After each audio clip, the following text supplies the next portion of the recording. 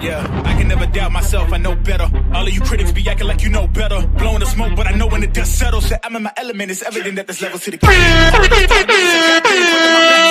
Got me feeling like rain. I ain't never need your help. I know you wishing me well. A penny for your thoughts, but seeing no change. I snap for the sun like Diddy. The riches got a mad ass son. I'm like Billy. I ain't never switch up. Whole team with me. But known for my city like OAGZ. Set the pace as long as you finish. Consumers find a way inside your business. Babble they try to dabble in it and they hate the fact that they may have to witness. You tryna aim for the top like this and you're in your element with a fire like this. And they hoping you fall and they praying you miss. But it's all in the risk. I got you with the switch, you know. I'm in the zone. Give me the throne. One shot, that's all that you got. That's all that I know. Foot on the gas. 155 on the road. You could be a friend of me, an enemy. Keep that same old energy, cause I know I'm in my element, ooh, yeah. I'm in my element, ooh, yeah. I'm in my element, I'm in my element, ooh, yeah. I'm in my element, ooh, yeah. I'm in my element, ooh, yeah. Keep that same energy. I'm in my element, ooh, yeah. I'm in my element, flow is like water. I'm forced through the fire, I'm feeling like gold. Gotta stay grounded, stay down to earth, following God and you grinding, you do as you told. I don't work to make you like me, but I'm front and center, word to Spike Lee. And God came in the nick of time. They think I'm crazy, well I might be. Let's run it up, run it up, run it up. We beating the odds, this is sum it up. You know it's a rap, never waistlines, and I'm cutting the weight like a tummy tuck. That mean I'm about to give it out right now. You see what's coming down the line, I never pipe down. I give 100% and be trying to stun on my enemies. In my element, it's crazy as that might sound. I'm in the zone. Give me the throne. One shot, that's all that you got. That's all that I know. Foot on the gas. 155 on the road. You could be a friend of me, an enemy. Keep that same old energy, cause I know I'm in my element, ooh, yeah. I'm in my element, ooh, yeah. I'm in my element, I'm in my element, ooh, yeah. I'm in my element, ooh, yeah. I'm in my element, ooh, yeah. Keep that same energy. I'm in my element. Never switch up. Never switch up. Never switch up. Never switch up. Never switch up. Never switch up. Never switch up. Keep that same energy. I'm in my element. Yeah, ATP. I'm in my element. I'm in my element. Keep that same energy. I'm in my element. Yeah, man. Listen, man. The theme music is a hit, man. I don't care what nobody says. When I hear the words, man, I resonate, man. As long as I resonate, man, it works for me, man. Shout out to everybody in the building, man. Obviously, as we're stepping into the building, take a moment, hit the like button, subscribe to the channel if you haven't done so. A lot of boxing to talk about. I mean, it is fight week. It's always fight week here. Boxing is active. It's always fight week, right? It's never a weekend. We're going into the weekend and there's not a fight going on. But at the same time, there's so much news to cover at the same time, right? So news comes out about Devin Haney and Keyshawn Davis. Looks like the WBO moves some things around. The sanctioning bodies have been known to move some things around, right, ladies and gentlemen? Every now and then they hit, right? Every now and then what they move around makes sense. And this one right now, I'm with it, right? I'm with it, man. Devin Haney, WBO champion now, has a new potential mandatory around the corner, but at least ranked number 1 in the WBO ranking system. Keyshawn Davis has in place as a number 1 spot in the WBO. So we got to talk about that today in this fight.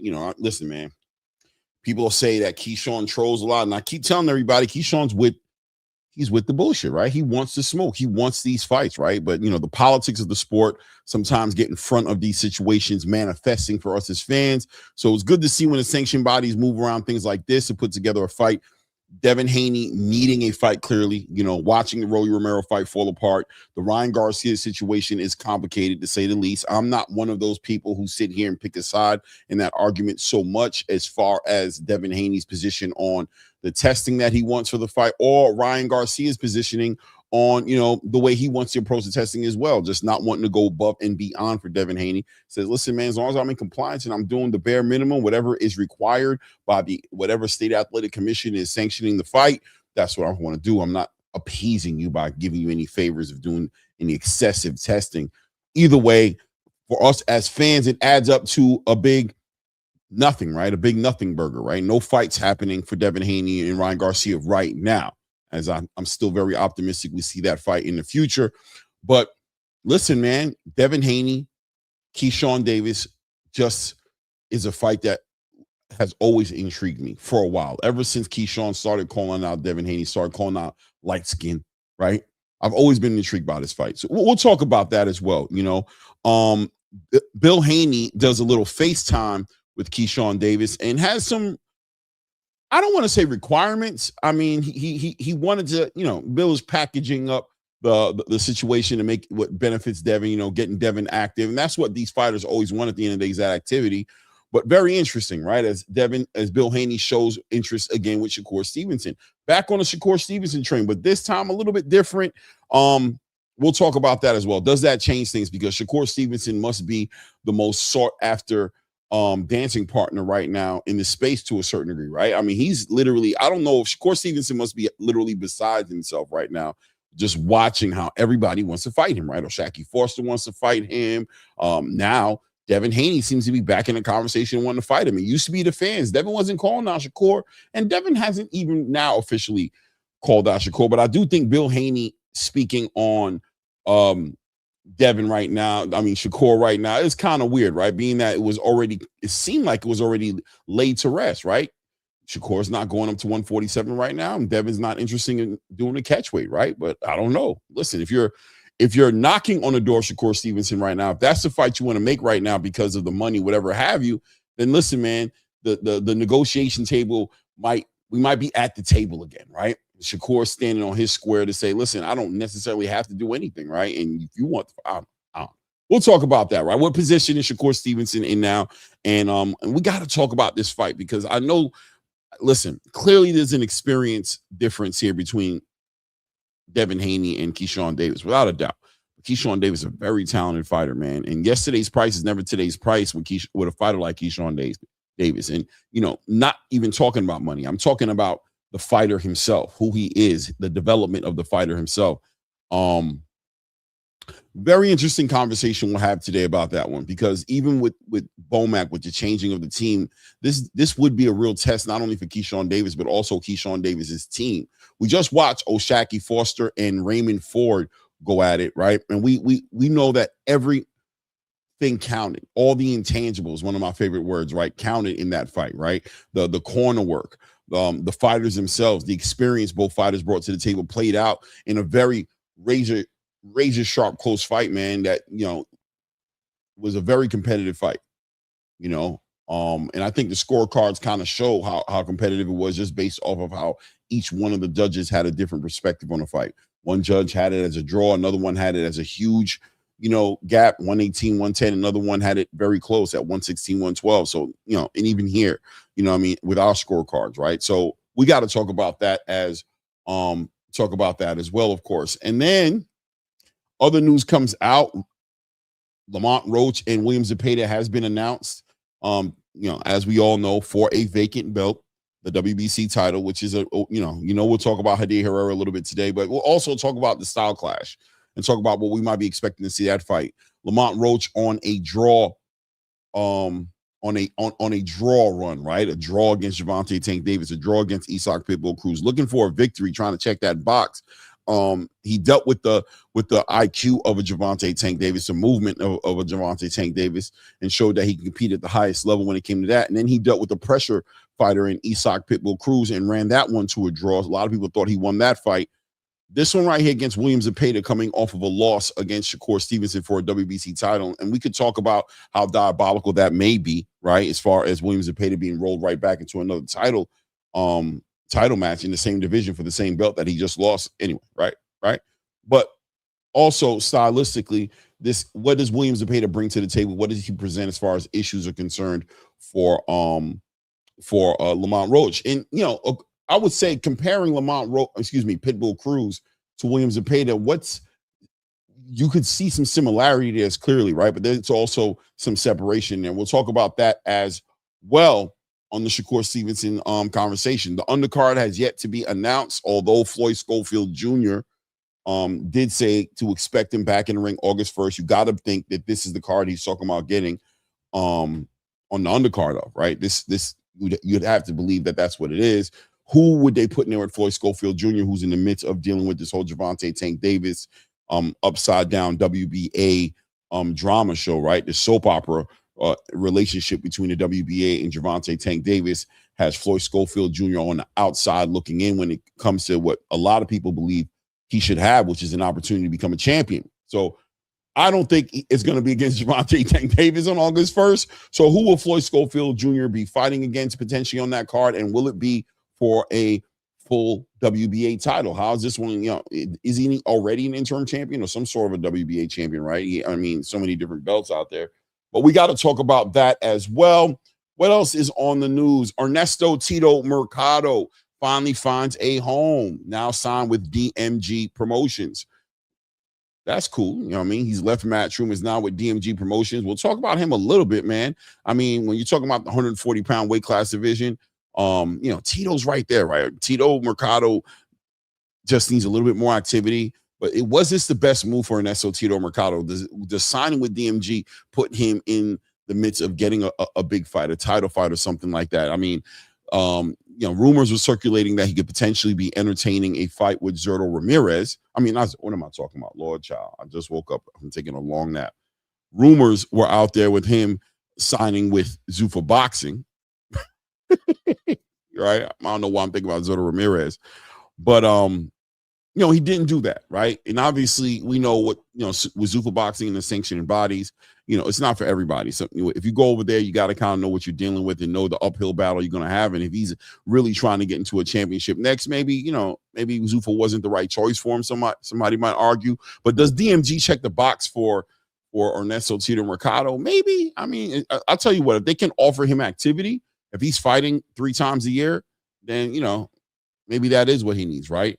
We got Jamal Charlo returning on the Errol Spence, Derek James. I mean, oh my God, Errol Spence, Tim Tszyu undercard. Rumors of who his opponents might be. I think right now the front runner being that this is a no limit card in Australia, that he'll be on the undercard of Errol Spence and Tim Tszyu. So from what I'm understanding, Michael Zarafa seems to be a leading guy in that race to fight against Jamal Charlo. I'm not really interested in that fight that much, but I'm interested as to whether or not Jamal Charlo is going to have a career after this. Is this a money grab? Will he just come in and do what he does against Mike Zarafa, or will he actually have a plan to make a big fight? I think the big fight everybody wants to see for Jamal Charlo, outside of him competing for titles and things of that nature at 168, would be that grudge match against Caleb Plant, right? It is what it is. And then, of course, when it's all said and done, we will open up the panel today and, you know, bring up hopefully some of the usual suspects, and hopefully we see some of the usual suspects come up here, but it will be an open panel. You know, we won't be packing it out, but, you know, we will have an open panel and be talking this boxing with the community. Shout out to everybody in the building. Shout out to all the engagement in the chat space. Obviously, all color in the building will be loved. We do have a goal today. I think it's up on it should be up there, right? We do have a goal today. We want to get 10 super chats in the day. Yeah, anything, you know, $2 is about time that we start support the grind. You know what I'm saying? Support the grind, man.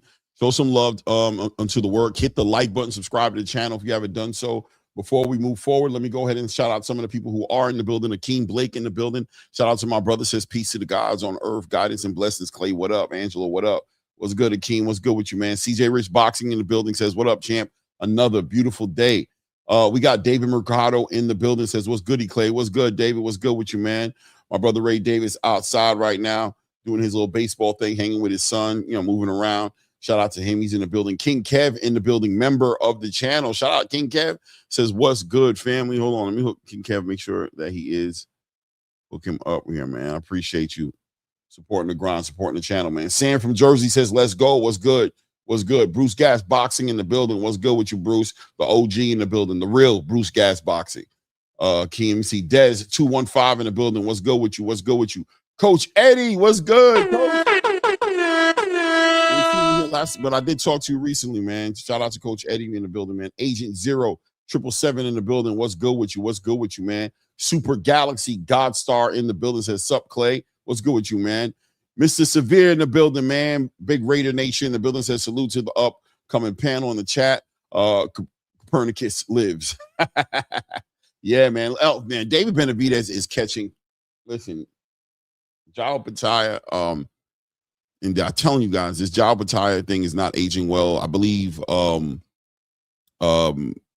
my guy Max Kellerman kind of spoke on it. He kind of has the Angelo take on it. He's talking duck talk. He's saying it quite frankly. Max Kellerman's calling out as a duck. And even better, BF has spoken on it. Says, speaking to the fact that fight could have been made. That fight could have been made between David and Better BF, but instead David chose to go up to the cruiserweight division and fight Zurdo Ramirez, pick up a unification in the cruiserweight division. So I mean, I guess it is defendable, but I don't know. On the back end of not fighting Jao Pataya, it's not aging well for David Benavidez. And this Noel McKellen push and petitions for that WBC position doesn't look good as well. And it is what it is, right? It is what it is, man. I'm not the one out here trying to start no problems, man. I'm trying to call down the middle and do what I can. But I told you, David, I can't keep out here defending you, bro. I can't, you know what I mean? That's on you. I told your fans too, the people that was in the building, you know what I mean? The David, the Monstro, Team Monstro. I can't do nothing for you, man. You pay $6 for what? I can't do nothing for you, man. By the way, if I expose my age, shout out to Public Enemy. Team Slime in the building. What's good? Mikhail says, what up, G? What up? So we are going to talk about a lot of boxing today, man. We're going to talk about all these things. And we'll probably touch base a little bit on the Zuffa card as well. That's coming up on Saturday. We'll talk about all those things, right? But not without my guy. Before we get it going, man, hit the like button, subscribe to the channel. I'm going to bring them up for you. You love the hoodie. You hate the love him. Your Ray is in the building, man. Angelo was good, man. All this boxing going on, man. All this drama. Boxing's a big drama show, man. Big soap opera, bro. It's a big soap opera, bro. You know what I mean? It just don't stop, man. It don't stop. Like, hey, Angelo, I'm no longer defending no fighters, bro. You are on your own, bro. You are on your carry your cross. Do what you got to do. I'm just not doing it no more, bro. I'm out there. Okay. I was actually going to come on today and defend Bill Haney a little bit, but okay. No, I hear you, man. If you got a little pro bono work on your openings on your schedule, feel free to, hey, man. Hey, bro, I ain't doing it, but hey, feel free to. Yeah, no, I think some people are with the Shakur thing coming out, and Shakur is getting called out by some people because you're the one that wanted Foster, and now you don't want Foster, and so all I can really do, and with the Bill Haney thing, right? Well, do you want Keyshawn? What's really going on? So what we do here at ATP Combat Media, to everybody who's going to be watching us on the replay gang and everybody who's joining us live right now, and please, man, you guys are going to drive me crazy. I don't even ask you for money. I'm just asking you to hit the like button. Can y'all please stop being diabolical about it? We got like 50 people on right now, I think, Clay. And what are we at? Like 10 likes or something crazy? I think we're at 20 something likes, man. You guys got to motivate, man. Double tap the screen if you're on your phone. Hit the like button, take a moment. But I mean, I'll be honest with you guys, though. At the end of the show, you guys always kicking. You do. Okay. You always kicking. So it is what it is. So that's why I don't stress them too much, but I try to remind them for sure as they step in the building. Go ahead and do it right now. Just hit the like button. It's an easy thing to do. But yeah. So with the Shakur thing and the Devin thing, all I can do is provide to you what I'm hearing, and I can confirm some of the things that Bill Haney is saying. So Shakur, whether he wants to publicly admit it or not, he is a Zuffa dude, essentially. But really what that means is you're with Turkey Allah Sheikh, right? What Turkey Allah Sheikh really wants is Shakur versus Devin Haney this year. Okay. Of course, Dana would love that. He'd be like, hell yeah, I'll promote the hell out of that in America. Two of the best American young fighters we got. You basically got the WBO 140 champ, who would be, if we're going to follow the rules, right? I didn't build the sanctioning body rules, and even though I mess with Claymore a lot about it, he didn't build it either, right? It's just the way it's built. But the way it works is if you're a belt below, I guess, but you hold the title, you could automatically come up and challenge as a mandatory to whoever's above. Well, guess who the WBO 147 champ is? That would be Devin Haney, right? So biggest fight, blah, blah, blah. And what Bill has been saying, and I wish Clay, and shout out to the Boxing Voice. I know that they're always trying to do their best, but it'd have been so much better if you were there talking to Bill Haney today. but Bill came up on the show today. I'll be sleeping now, man. Shout out to the Boxing Voice. I'm gonna try to go up tomorrow, man. It's just people don't know how much you sacrifice to be on these shows because you got a full-time job and you work at night and you're up all day doing that. It's a lot. Yeah. No, it is a lot. It is a lot. And again, we're trying to give you, that's why we want you guys to come here. We're trying to give you our takes and what our knowledge is on this channel. So if you want to listen to Clay, then come to this channel, right? If you want to listen to me, then come to this channel. But no, I agree with you, Clay. Today it would have been one of those days though where I didn't even know he was going to come on. As you know, I only really turned it on to see if you're going to go on. But when I happened to turn it on, Bill came on. So then Bill was kind of explaining that the active negotiations is still there between Shakur and Devin Haney. And it's the most money that they're going to receive. So I'm going to defend Bill and saying that why would I hate on the guy when he's trying to get his son paid and they're trying to get the most money that they can? Whether Shakur says yes to that or not, Clay, that's going to be on Shakur. And I'm not going to call Shakur a duck either. I know Severe would love it if I said it, but I'm not going to do that either because Shakur is in the lower weight class. But money talks, as you know, Claymore, money work and money talks. And Terrence Crawford, we did just see him last year move up 3 weight classes to go fight the boogeyman in Canelo Alvarez at 168. But having said that, I think this whole Keyshawn thing is interesting because as you remember, he was on the hit list. The quote unquote, I think he was number 2 on the hit list from last year. Yeah, Keyshawn was like at the bottom of the list, to be honest with you. He wasn't at the top of the list because at the time Keyshawn was still transitioning from 135 to 140. You know what I'm saying? And he was at 140. So Devin was already at 147. Keyshawn wasn't necessarily there like that. I think he was like a Richardson Hitchens, like on a honorable mention list. Like, hey, Keyshawn too. You know what I'm saying? If it gets lined up the right way. Right. So it is interesting because now you got, Keyshawn's a funny guy. I liked his latest post where he said, you know what happened to Debo, right? Craig hit him with a brick. And, he's been on that campaign. That's what he's been saying. Yeah, he's got these bricks. For you remember he did the driving around neighborhood looking for Debo. Where Debo at? He been on the Debo with the brick thing. Yeah, I think that it's funny. It's entertaining. It's funny. The one thing I'll say again, Clay, is if you guys want to continue to support the sanctioning body space, that's on you. I don't like how you could just do shit like this. All of a sudden, he's the number 1 guy, and then Bill Haney's talking about there's going to be a mandatory position. That part I don't like. I don't want to sit there and be a guy that says I wouldn't want to see that fight. As a fan, I would fucking love to see Keyshawn Davis versus Devin Haney. You would love to see Keyshawn Davis versus Devin Haney. And, everybody would love to see it. I'm just saying it's not right for people like Rohan Polanco to get skipped over again after winning. You know what I mean? It makes it confusing for casual sports fans, which is something that Zupa's trying to fix. But yeah, Clay, a lot of fights going on. And as you ended with on your monologue, yeah, man, David Benavidez just keeps catching these strays. Now Baturbev's coming out going, bro, you're scared of me, and everybody knows you were scared of me. So I don't know why. Why you talk too much is basically what's happening now.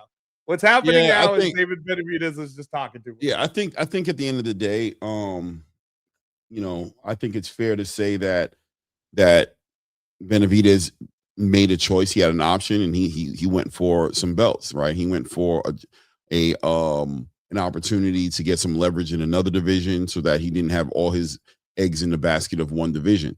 When he's in that light heavyweight division, he's not the A side. He's dealing with a lot of, on your schedule. And, he does. I always remind people that when it comes to Dave Benavidez, always remember the 168-pound situation with Dave Benavidez, everything he went through in that division. And understand that on the back end of all that he went through with Canelo, he's sworn to himself.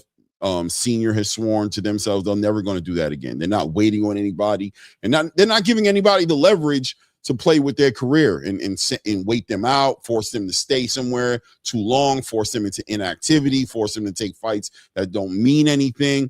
They want to be in control. They're in the driver's seat, so they're always going to move the needle accordingly to what they think benefits them. So, shout out to David Benavidez. But once again, I ain't defending you, brother. You know what I mean? You got to make it make sense.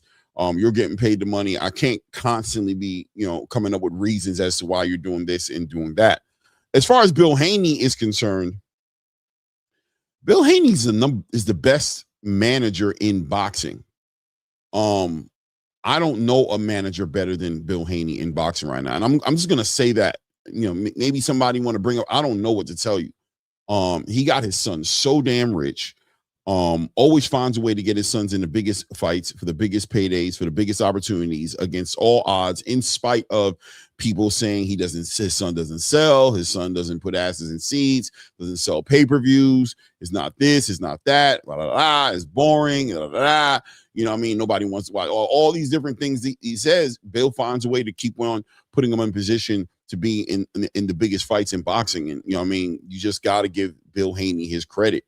The one thing I will say, though, is when you're pushing for a fight, it kind of it takes away your a little bbit. It takes away your positioning at the negotiation table just a little bit when you're pushing for the fights. Because once you start to do that, now you leave a lot of room for Shakur Stevenson to say, okay, fine. Well, I already told you how to make the fight happen, right? Now I saw King Blake. I'm not Dez. I'm just giving the facts, man. I'm just giving the facts. My guy Keem said, he made perfectly clear sense. Bill's just saying we ultimately want Shakur, but if he pivots, we want Keyshawn, and we're not moving from those options. I respect that. Yeah. But we got to be clear. The language has to be clear. Shakur would not be pivoting, right? We have to stay consistent and say Shakur has not been asking for Devin Haney. He's not been screaming for that fight. He's made his position very clear and has been very consistent in his position, which is the fight happens at catch weight or with the rehydration clause at 147. Jay Prince and Bill Haney had a conversation on $1 million worth of game about it, and both of them came to the agreement where Jay Prince once again doubled down and said, listen, Shakur's not going to 147. Here's where he's at. Bill said, well, respectfully, that's where we're at. So we'll just have to fight another time. So nobody's pivoting. If anybody's pivoting right now in real time, it's Bill Haney. He's the one who may be pivoting because somebody who had already made it very clear that this fight is just not going to happen because everything was understood. All of a sudden, he wants Shakur Stevenson packaged in on the back end of a Keyshawn Davis deal. That's a pivot. Because Shakur shouldn't even be part of the conversation for Bill Haney right now, because that's been made clear not only by Shakur, but by Jay Prince, right? So it gives Shakur some leverage at the table right now to be like, you still calling my name. By the way, let's recognize Shakur Stevenson and give him a salute, because Shakur Stevenson's hot out in these streets, bro.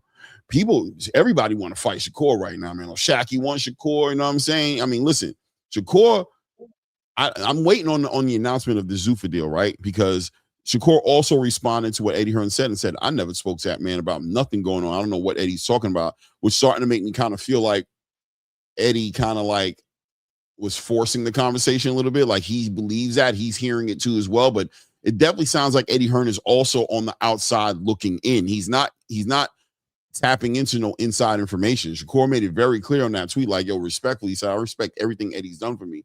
But Eddie don't know my business. I ain't tell Eddie about no deals or no nothing. I don't know why Eddie's talking that way. So part of me feel like Eddie was kind of putting his feelers out there, trying to get some resistance, trying to maybe get something. Yeah.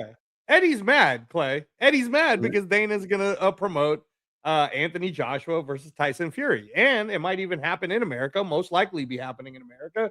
So Eddie's mad and he's trying to blow everything up now. He's like, I don't care. This is it. So it's hard to not believe him when so many people prior to Eddie Hearn kind of knew about this. And I've been hearing about it for a while. I told you Shakur was going to sign the Zuffa.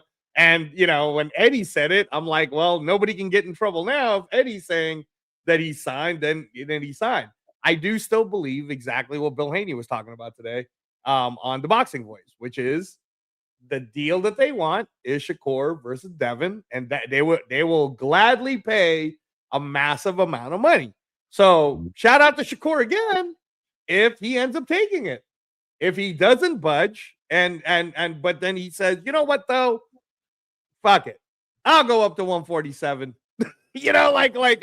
And does it because the money is so much money, Clay. Then shout out to Shakur if he does do that. And that does end up being the first fight coming out. But I think where this Keyshawn Davis one gets a little shaky territory-wise is you and I both know that Keyshawn is a Riyadh season ambassador, meaning that the most money he's going to get is from Turkey Al Sheikh. Unfortunately, Keyshawn Davis is also a top-ranked fighter, meaning that the chances of Keyshawn and top rank going to the Zuffa side to work something out, probably, they probably would rather have Keyshawn versus Devin Haney on the zone. So I think that the Keyshawn push, because Bill is saying that they're the ones that are receiving the letters from the WBO about Keyshawn and the whole bit. I think, honestly, that's what you and I have talked about on the channel before, which is the zone's not playing around anymore. The zone is going to look at you and tell you, hey, we want you to make Xander's Eyes versus Boots.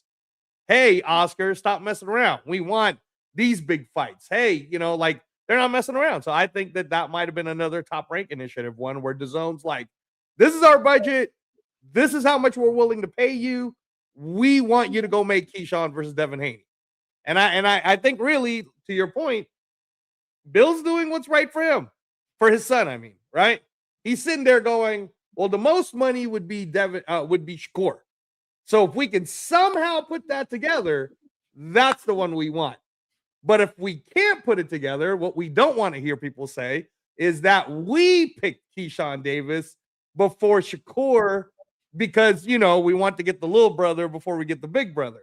I think that's what Bill was trying to say. Like, we just don't want you guys telling us that we all of a sudden pick Keyshawn. We want to straight up tell you all we're negotiating the Shakur deal. If that doesn't happen, then Keyshawn can get it. Yeah, I think that it's something about asking for a fight, right? If you're asking for the fight with Shakur has made it clear where the fight happens at and how it happens. That's how you make the fight. He's told you how to make the fight. Summoning Shakur and turning that into Shakur not ducking you, very diabolical. You know what I'm saying? It just doesn't work for me. The space, I will not be shocked at all if the space takes it and runs with it and turns it into that type of narrative. But for me, it won't work, right? For me, it's Shakur has said he's not played no games. He's not teetered the line. He's made it very clear. Here's how the fight happens. Once again, keeping in mind, of course, being confronted with this fight as a fight the space wants to see, never pushing for it, never asking for it, never saying there's a big fight he has on his bucket list or a dream fight he wants. He said, listen, oh, yeah, I could definitely see that fight happen. That'd be a great fight. I mean, he's at 147 right now, though, and that's not what I'm playing. But here it is. Here it is. I would do the fight, but here's the way I would do it. This is the only way I would do it. It's understood. So the pressure being put on him to come up to 147, make the fight happen. I mean, obviously, money makes the world go round. You put enough money on the table, and Shakur may have no choice to be like, you know what it is, man. You put enough money where we're talking about early retirement, or even like, where I can put some perspective on the rest of my career and say, you know what, maybe I'll only fight 3 to 4 more times in my career and I'll retire like Andre Ward did not care if you make the payday so crazy that it puts me in that kind of conversation. But outside of that, I've got a career, I've got a game plan, I've got a path to what my resume is going to look like and what my legacy is going to look like. If Shakur does want to fight the Gary Antoine Russells, if he wants to fight the Richardson Hitchens, if he wants to fight the Tank Davis is still, God forbid, you know what I'm saying? If he wants to do any of those things, then he's going to have to hang around 140 to make some of these things happen. You know what I'm saying? And if he doesn't want to derail that by putting in what he believes is going to be something not repairable. In other words, if I put on the real 147 the way I need to, you know what I'm saying? I wouldn't want to have to cut that weight and muscle to come back to 140 to make these fights. Shakur seems to be wanting to keep himself in the conversation of 140 and even 135 still, right? He still wants to accomplish some things around there, and fighting Devin Haney for a one-off but at 147 with no rehydration clause might force him to do something that might really physically go against what he's trying to do right now. Because right now he may be just trying to maintain 155. Right? I'm trying to hang around 155, 157. I'm eating a certain way. I'm moving a certain way. I'm treating my body a certain way to be here. If I go up to 147, all of a sudden I'm walking around 170, 165, that changes a lot, you know. So yeah, man, the money can make things move around, but I'm super interested and super intrigued by the Keyshawn Davis fight. Now, I would lean towards Devin Haney, and I mean this, right? Lean towards Devin Haney, because in no way and in no world am I sitting here saying Keyshawn Davis cannot beat Devin Haney. I think if the space is playing that game, because they're playing that game, it's a fight that needs to happen. The idea that Keyshawn Davis isn't that dog, isn't like that, doesn't have that pedigree, doesn't have all those intangibles is absolute nonsense. He's just not as experienced as Devin. That's the reality. And this is the time to make a fight like that. Shout out to Bill Haney once again, who's always a thinker, always a chess player, always moving multiple pieces, always thinking about multiple moves ahead. He understands sooner is better than later with Keyshawn Davis. Would you agree with that? Yeah. No. I'm with it. I'm still, again, and I just want to say this so that it's out there. I think that I agree with you with Shakur holding fast in. He kind of wants to stay within the weight level that he's at. I think that if it does come down to money, which I do believe Bill, when he said it's active negotiations and it's the powers that be, and it's all about market value, and whatever the value of a fighter is, that's what you should be trying to get. So I could see a world, Clay, where the money offer is so high for the Bill Haney side that they would be willing to come down to 144. Because the whole deal with Shakur is he said, I won't ask you for no rehydration, nothing.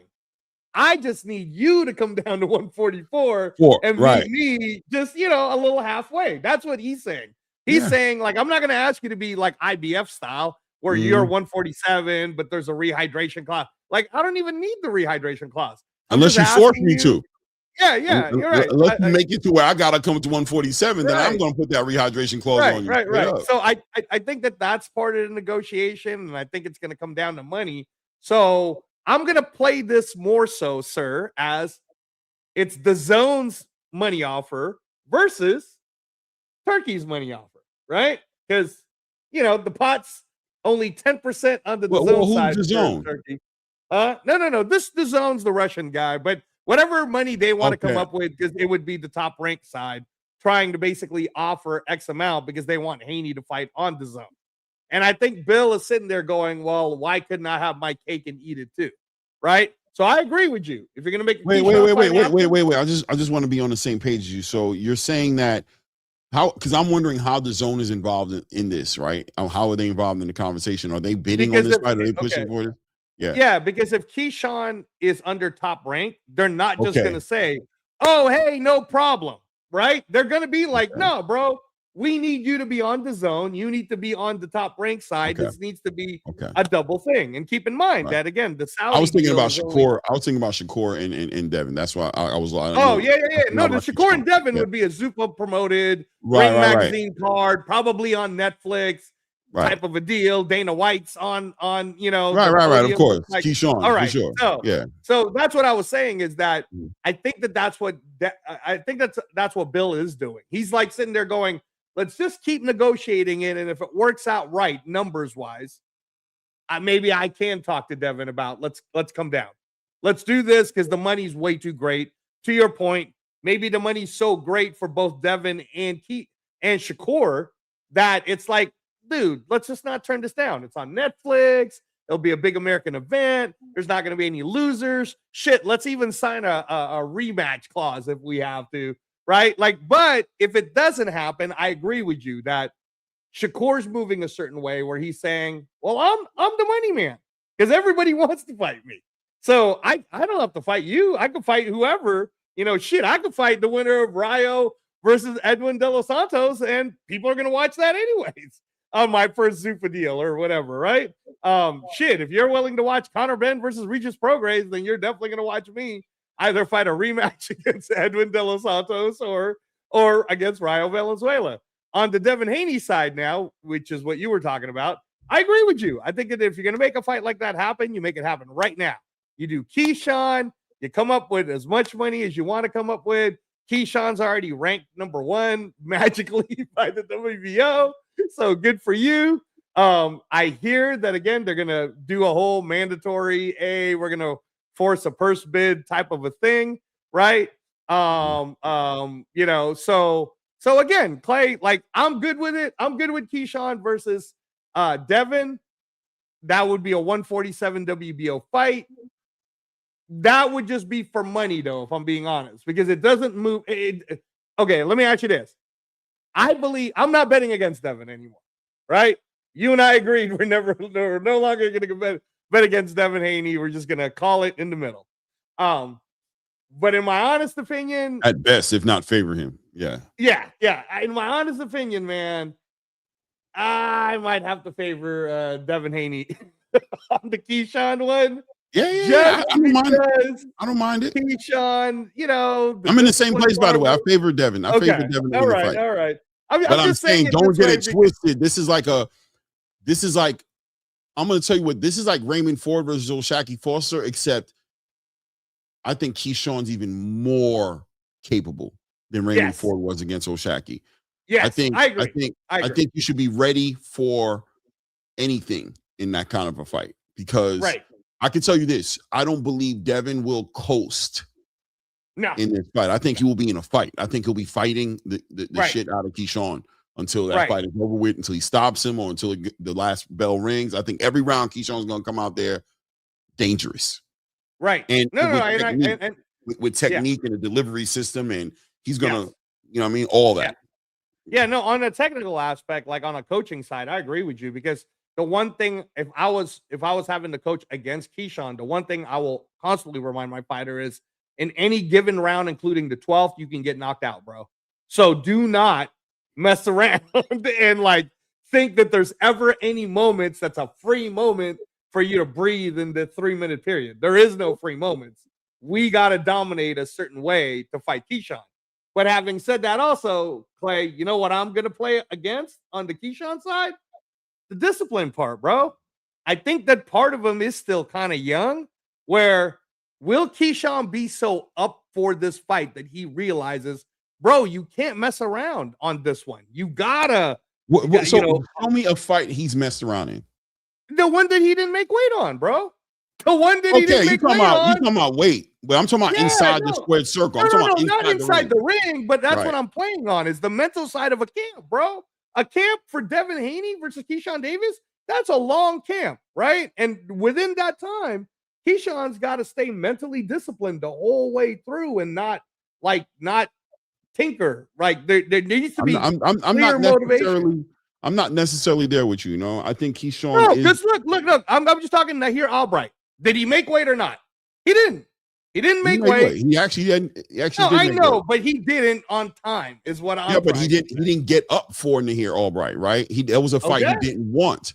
So, but at the end of the day, when Keyshawn Davis, and that's cool, right? That's cool that people would use that as an intangible, right? I don't see Keyshawn that way, right? I don't see Keyshawn as somebody who's not disciplined. I don't think he can really function inside of a camp with a Shakur Stevenson and Bomac and all these things and not be disciplined, right? Now, as far as making that weight is concerned, yes, that is part of discipline. That is a shot at your discipline, but does it carry over? Have I ever seen that carry over into the ring? No.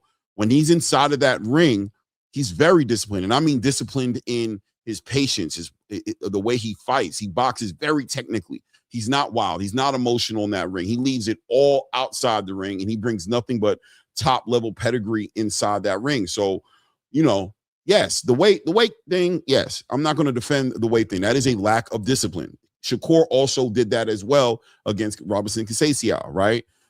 He blew weight as well. You know what I'm saying? Fighters have done that. You know what I'm saying? But inside the ring, I've never seen anything translate inside the ring. You know, Shakur dealt with all types of Teofimo Lopez trolling and all types of trolling from the community in the space, whether even for the Del Santo situation, he's always been consistent in the ring. I think Keyshawn Davis has delivered those same kind of performances when he gets inside the ring. So, I mean, listen, Devin, in my opinion, is going to be forced to go in his bag in this fight. And I think it's very important because people who want to see Devin that way understand the reason you have never seen Devin the way you want to see him. You've only seen it in the Regis Prograis fight and in early parts of the Brian Norman Jr. fight, and you might have seen it a little bit with Lomachenko as well, with Vasily Lomachenko, but it's because he doesn't have to. That's why he'll sit behind that jab. He'll operate behind it. He'll close to a victory. I think Keyshawn Davis has a very high probable chance that Devin won't be able to coast to a victory with Keyshawn. He won't be able to coast. He's going to have to fight. He's going to come out and deal. I think don't be shocked if you don't see Devin come back to the corner and say, "Yeah, he's doing something else." Yeah. You know what I mean, you're going to see Devin lose rounds. You're going to see him go back to the corner and lose some rounds. This is going to be a competitive fight, and I think Keyshawn is going to get up for this. I think Keyshawn's going to get up for this more than he's gotten up for any other fight he's had in his whole entire career, because he knows what's on the line here. He knows the opportunity it is. I'll tell you what is an intangible on Keyshawn Davis' side that I'm watching closely on is going to be on his corner. You know, that's a new corner. They're not young bulls, you know what I mean? But this is going to be their first time on the big stage, man. I would argue Bomac would have been the guy I would want to see in Keyshawn Davis' corner for a fight like this of this caliber. But that's where I would wonder, like, is Keyshawn getting that instruction? Is he getting that type of, does he have that type of dynamic with this new corner? I have nothing to say bad against the corner because 2 times I've seen him work with the corner, and one of them against a high-level fighter like Jermaine Ortiz, and he stopped Jermaine Ortiz and looked great in that fight. So that was under this new corner, right? And then the Nahir Albright situation as well. So I haven't seen the corner look ashy, but this is a big deal. This fight right here, I wonder if the corners are going to make the big difference. Because one thing we know about Devin Haney and Bill Haney is Bill's going to put that superstar all-star team around Devin. Yeah. He's going to put the best that he can find around Devin to get him ready for this fight. Yeah. Hey, so I sent you an email, and I think it's relevant to what we're talking about. I think send me an email. So it's go to my email. Yeah, I sent you an email because I know it's much easier for you to pull it up to watch it. Because you said it's easier than sending it to you as a text. But shout out to DES215. This is, again, I don't know how you feel about this, but if Sean Zettel is not going to get mad, maybe we could play this. But this is the same information that I've been hearing, which I've told you about. But if Sean Zettel can say it, now people like me don't get in trouble. This is what Des215 was trying to just send over. I was trying to tell it. Yeah, I was trying to tell you. But again, I've told you this before too, but it's just, again, it's one of these things where I don't want to be burning no bridges. But Sean doesn't care, so go ahead. Well, Sean, tell everybody what's going on. Hold on one second. Let me just bring this over. Is this it right here? I think this is it right here. Share. Yeah. So go. This is a Twitter, so we shouldn't get in trouble for this. Nah, I hope not. Devin Haney and Shakur Stevenson being linked to Zuffa. So I'll share some intel I got yesterday coming out of Raiders OTAs. I'm covering Raiders OTAs. They had their final day of media availability for OTAs, and something comes across my way. I get on the phone and I get some intel and info from pretty reliable sources. But again, I wanted to get more intel from all around the way, but I'll get to that in a minute. So what was told to me is that Devin Haney and Shakur Stevenson have ironclad signed with Zuffa. That announcement is imminent, could be as early as next week. This is what I was told. And I was also told that Zuffa, the fight they want upon signing both of them is them fighting each other. And I believe Mike Coppinger reported as much about a month ago. Well, the same was told to me yesterday. And what else I was told was the Haneys want the fight. Zuffa wants to fight. The holdup is Shakur Stevenson. And so then what happened a couple days ago was Keyshawn Davis became the mandatory for Devin Haney's welterweight WBO title. Now, it was told to me that this was brought about by James Prince. Top Rank has always had a good relationship with the WBO, as people know. and he put Keyshawn in. He petitioned to the WBO to get Keyshawn put as Devin Haney's mandatory as a way to throw off this Shakur Stevenson fight. And the fight that the Haneys want first and foremost is Shakur Stevenson, but they're apparently still willing to, quote, whoop Keyshawn Davis's ass. But we also saw yesterday on Gillian Wallow, Bill Haney and Keyshawn Davis had a FaceTime, and Bill's saying, well, we want the 2-for-1 deal. But, kind of saying we're only going to sign the contract if we also get Shakur Stevenson guaranteed as part of this kind of package deal. And I, kept asking, well, what happens if Shakur Stevenson decides to say, I'm going to fight as a lightweight or fight at 140 pounds, even though I don't know if Zuffa's going to do super and junior weight classes. And kind of didn't. All I heard was apparently Team Haney is still willing to do the Keyshawn fight. But you also, again, saw on Gillian Wallow what was happening.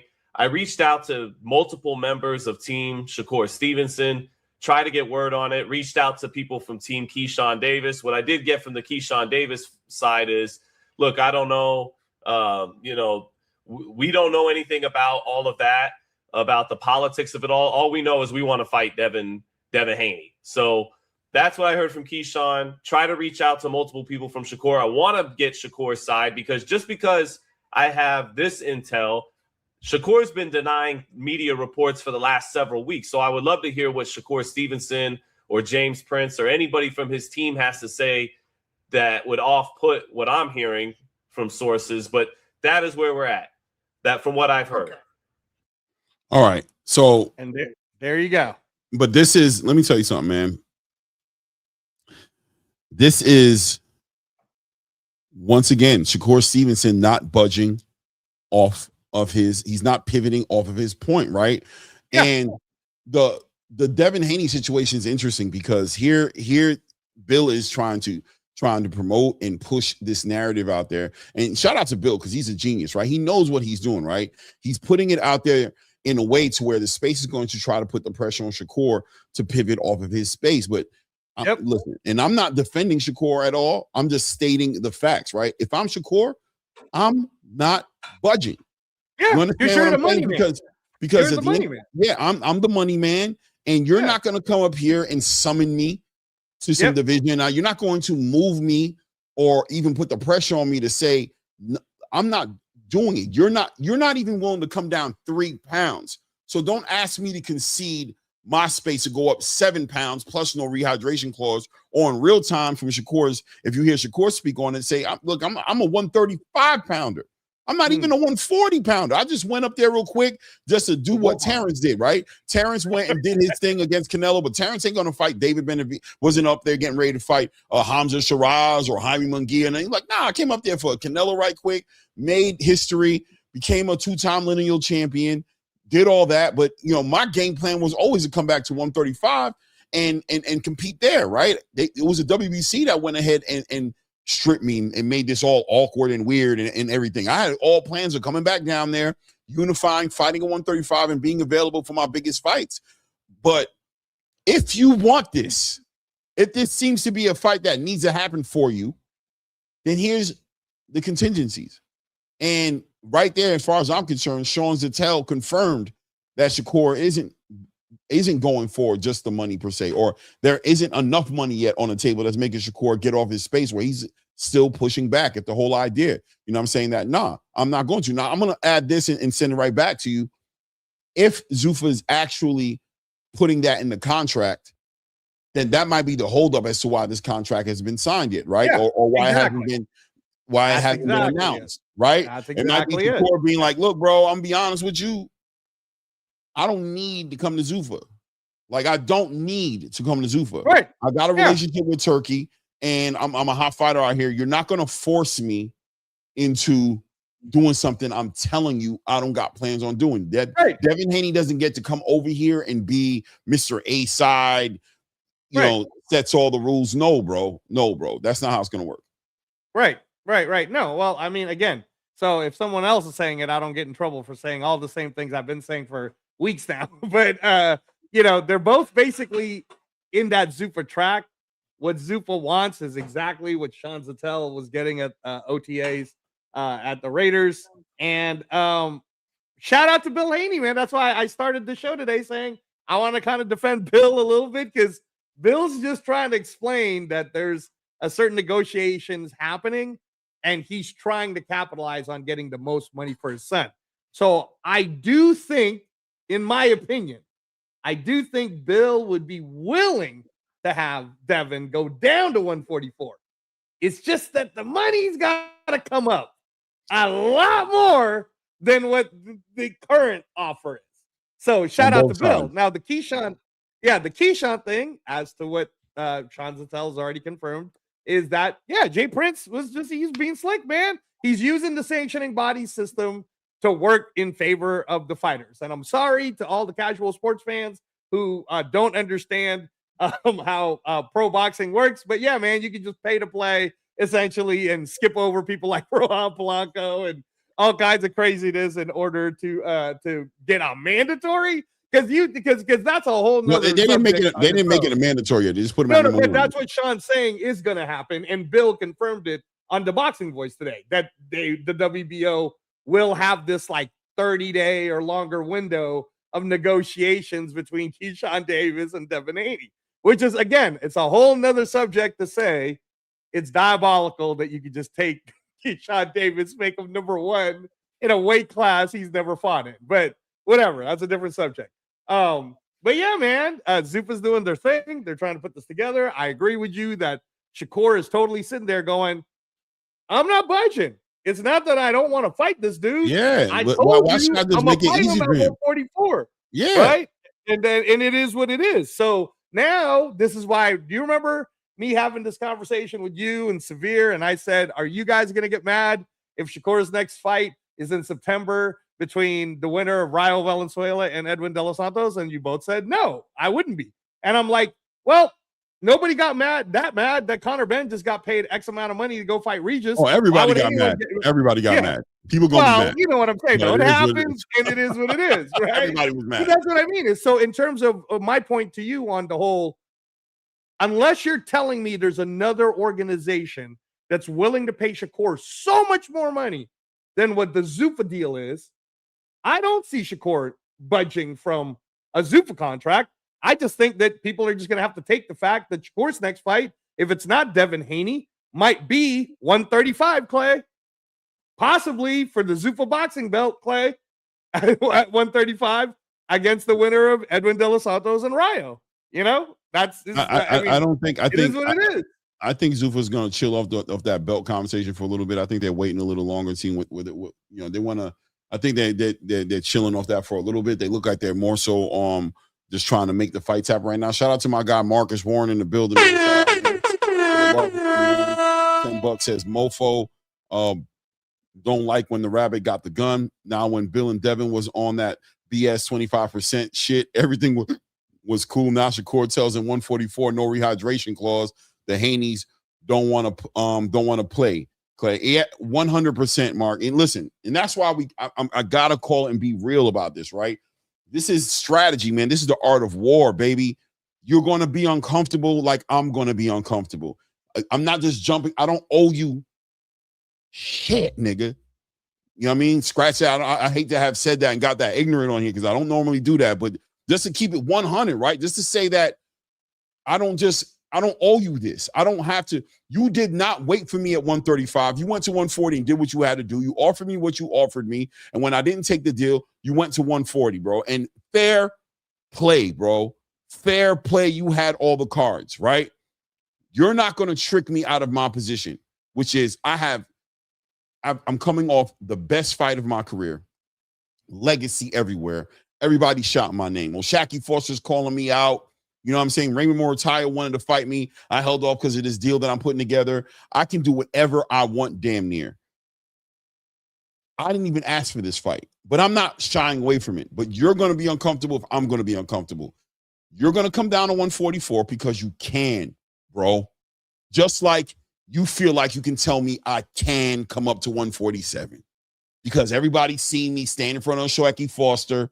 And everybody see me look a little big, and all of a sudden, everybody knows boxing more than me. And all of a sudden, they're calling me out, And look at how big he is. Look at how big he is. He should be fighting over. Yeah, awesome. Because you guys are just so important to me that, you know what? I never thought about it.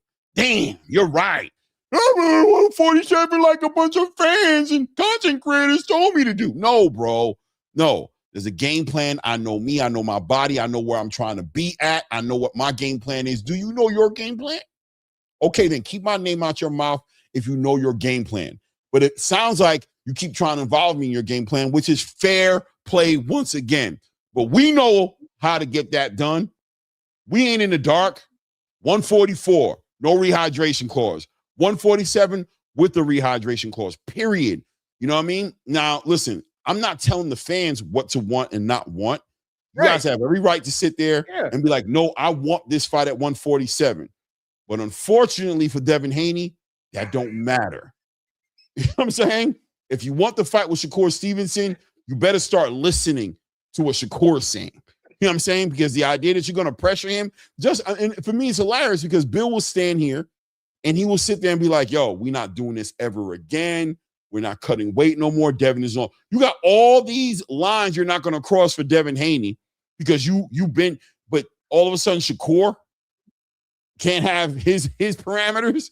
All of a sudden he needs to jump rope. No, he doesn't. And it's fun. And that's why, by the way, Shakur treats the media the way he does. That's why he's not doing the interviews. Right. That's why he's not moving around. It's because of the audacity of people to try to tell this man about something he's been doing ever since he was 4 years old, 4 or 5 years old. That you're all of a sudden this guy who can just look at me and tell me what I can and cannot do and what I should and should not do. You guys are funny to me. It'd be different if Shakur's like, I don't want the fight. I'm ducking. No, bro. He's given the parameters way early. And I don't want to hear also, by the way, and I'll pass it back. I don't want to hear about no damn Conor Ben fight that Shakur is willing to do. I don't want to hear about it because he told you. He didn't even hide his hand there. He's trash. That's why I'm going to expose him. I want to beat him up because he's not like that. That's why I'm willing to fight him in a certain way that I'm not willing to fight Devin Haney. Stop trying to compare them. If you're willing to do it for, hey, you were willing to fight Angelo at 160, so why can't you fight Devin Haney at 160? If you don't shut your simple ass up, you know what I'm saying? We're not going to do it. That might have been extreme, right? To go all the way there, but it's just to give an idea to be like different things, you know, styles make fights. Different strokes for different folks. There's a reason why I'm willing to do. There's a reason why Terrence Crawford picked Canelo Alvarez and didn't go and fight David Benavidez or didn't go and fight, you know, somebody else. No, bro, I don't want none of them. But Canelo, I did my study. I did my homework, and I could do that with Canelo. We can do that. Then I'm going to vacate the belts. No, I'm not defending it against Jaime Munguia or Jamal Charlo or no other stupid fight that you fantasy motherfuckers want to say I should do just because I beat Canelo Alvarez. You know what I mean? It is what it is. Y'all just got to understand, if you really want the fight, there's a way to make the fight, period. If you're not willing to do that, the same way I saw Bill Haney respect Jay Prince.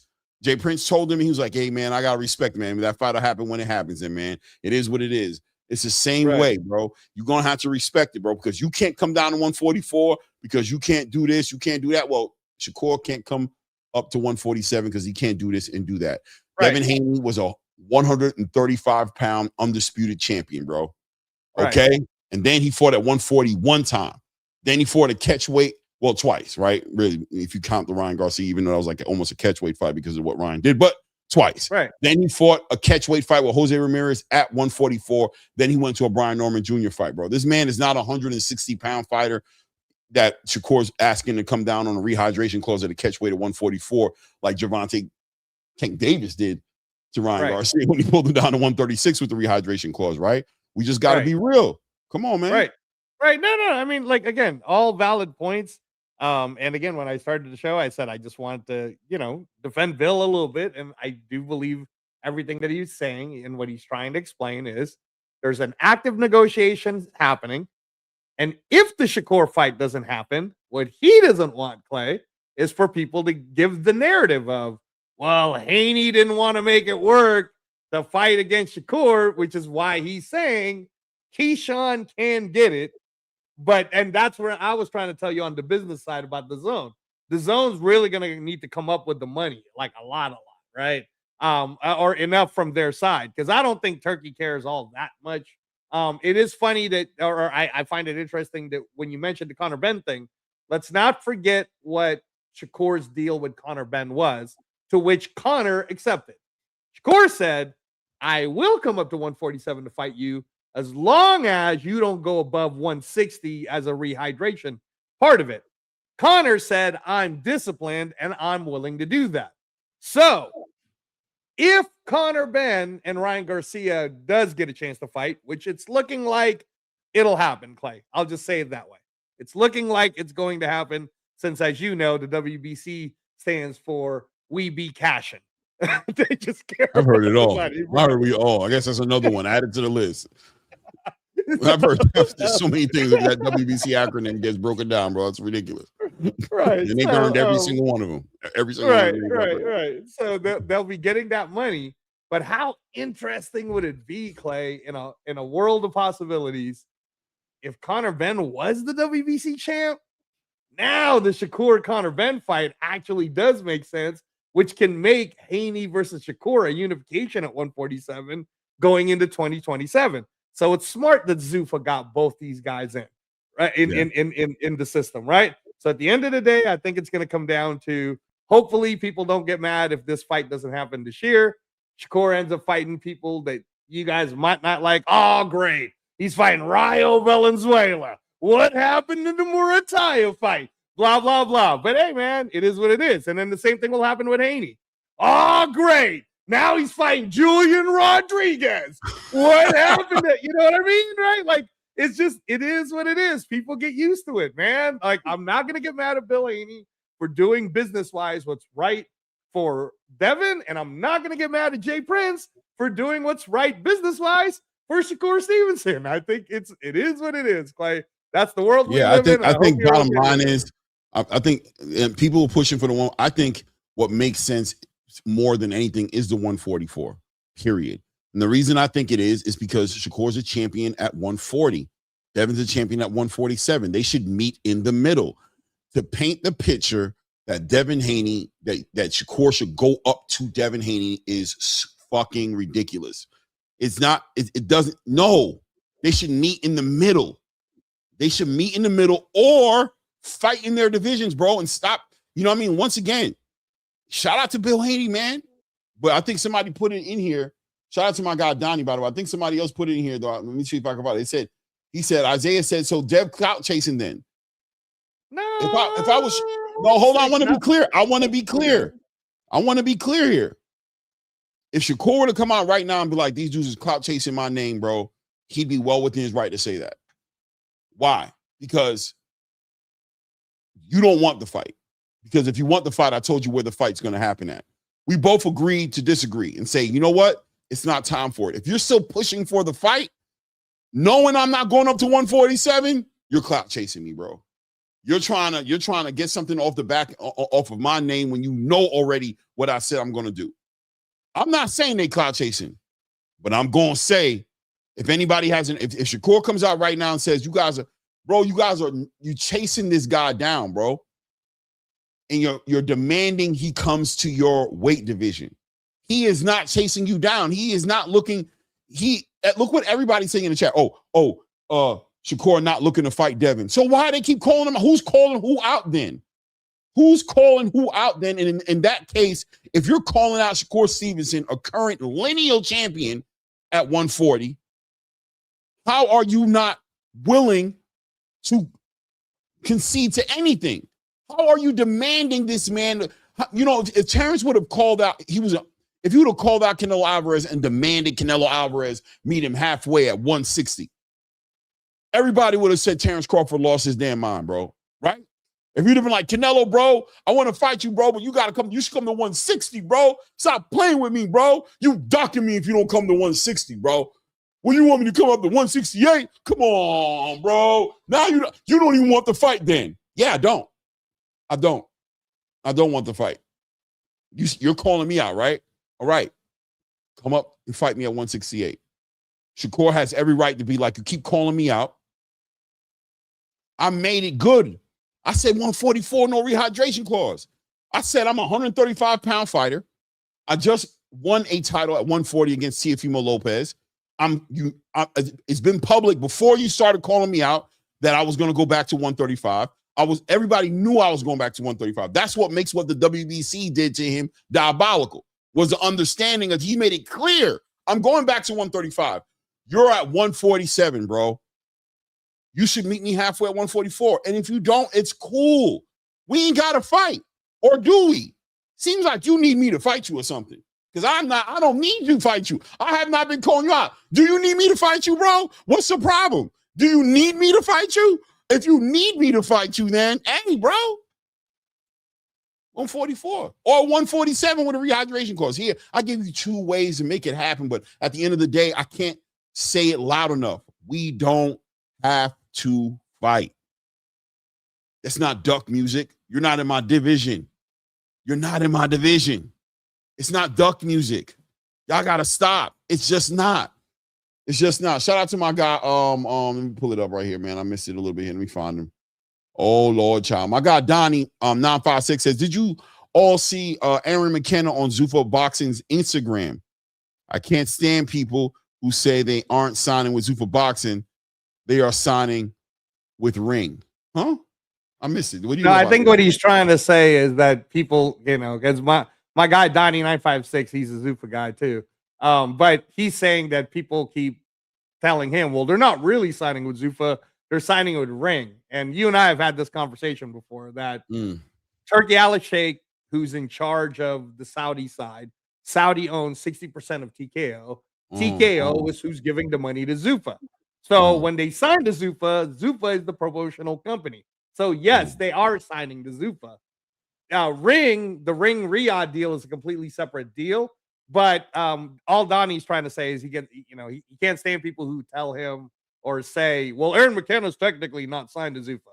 No, Aaron McKenna technically is signed to Zuffa because that's what the contract says. So, just like Steve McKenna is signed to Zuffa. Oh, we're talking about, so Aaron McKenna's now a Zuffa fighter? Yeah, no, I told you about this too, that Aaron McKenna was fighting Etanasi Oleha August 8th. In Dublin. I told you this, bro. No, wait. Matter of fact, if anything, I was trying to say Aaron McKenna signed to Zuffa, and I was getting a pushback that I made a mistake, that it was really Steven.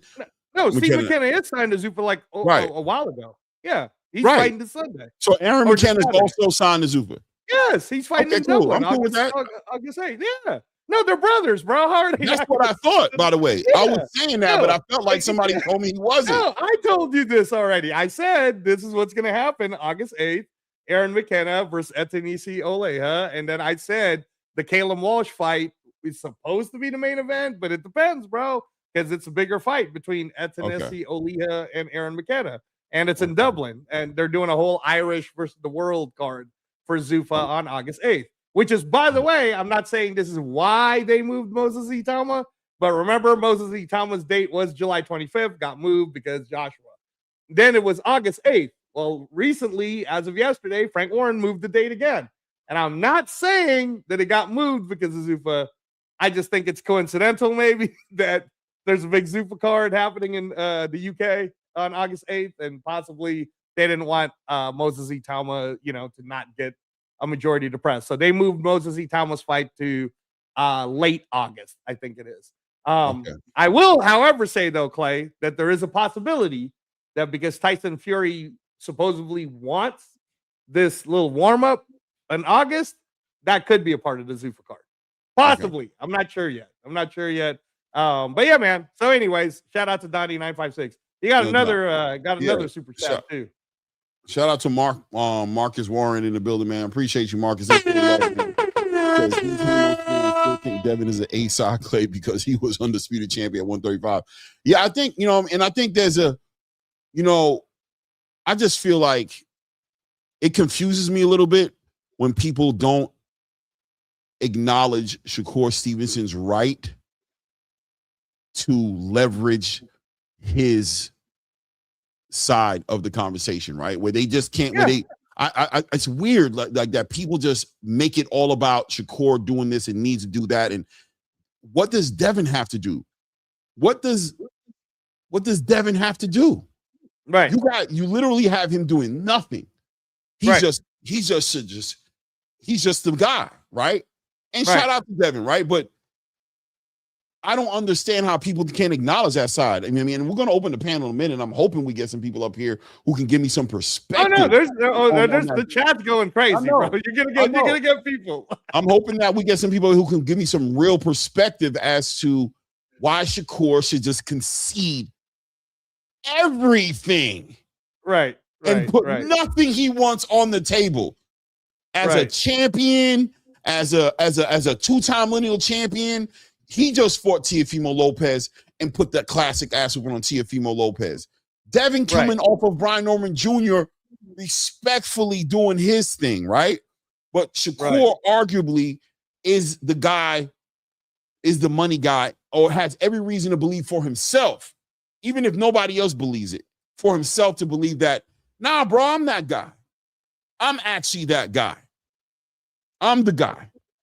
You know what I mean? If you don't need me, then stop calling me out. Tell everybody, if you don't need me, stop calling me out. It is what it is. It is what it is. Now, before, because I know you're going to put it out, I just want to say my final piece on it, that there is validity to both sides, which is why what I'm saying, again, Clay, and I agree with everything you're saying, but I know you're not disagreeing with what I'm saying.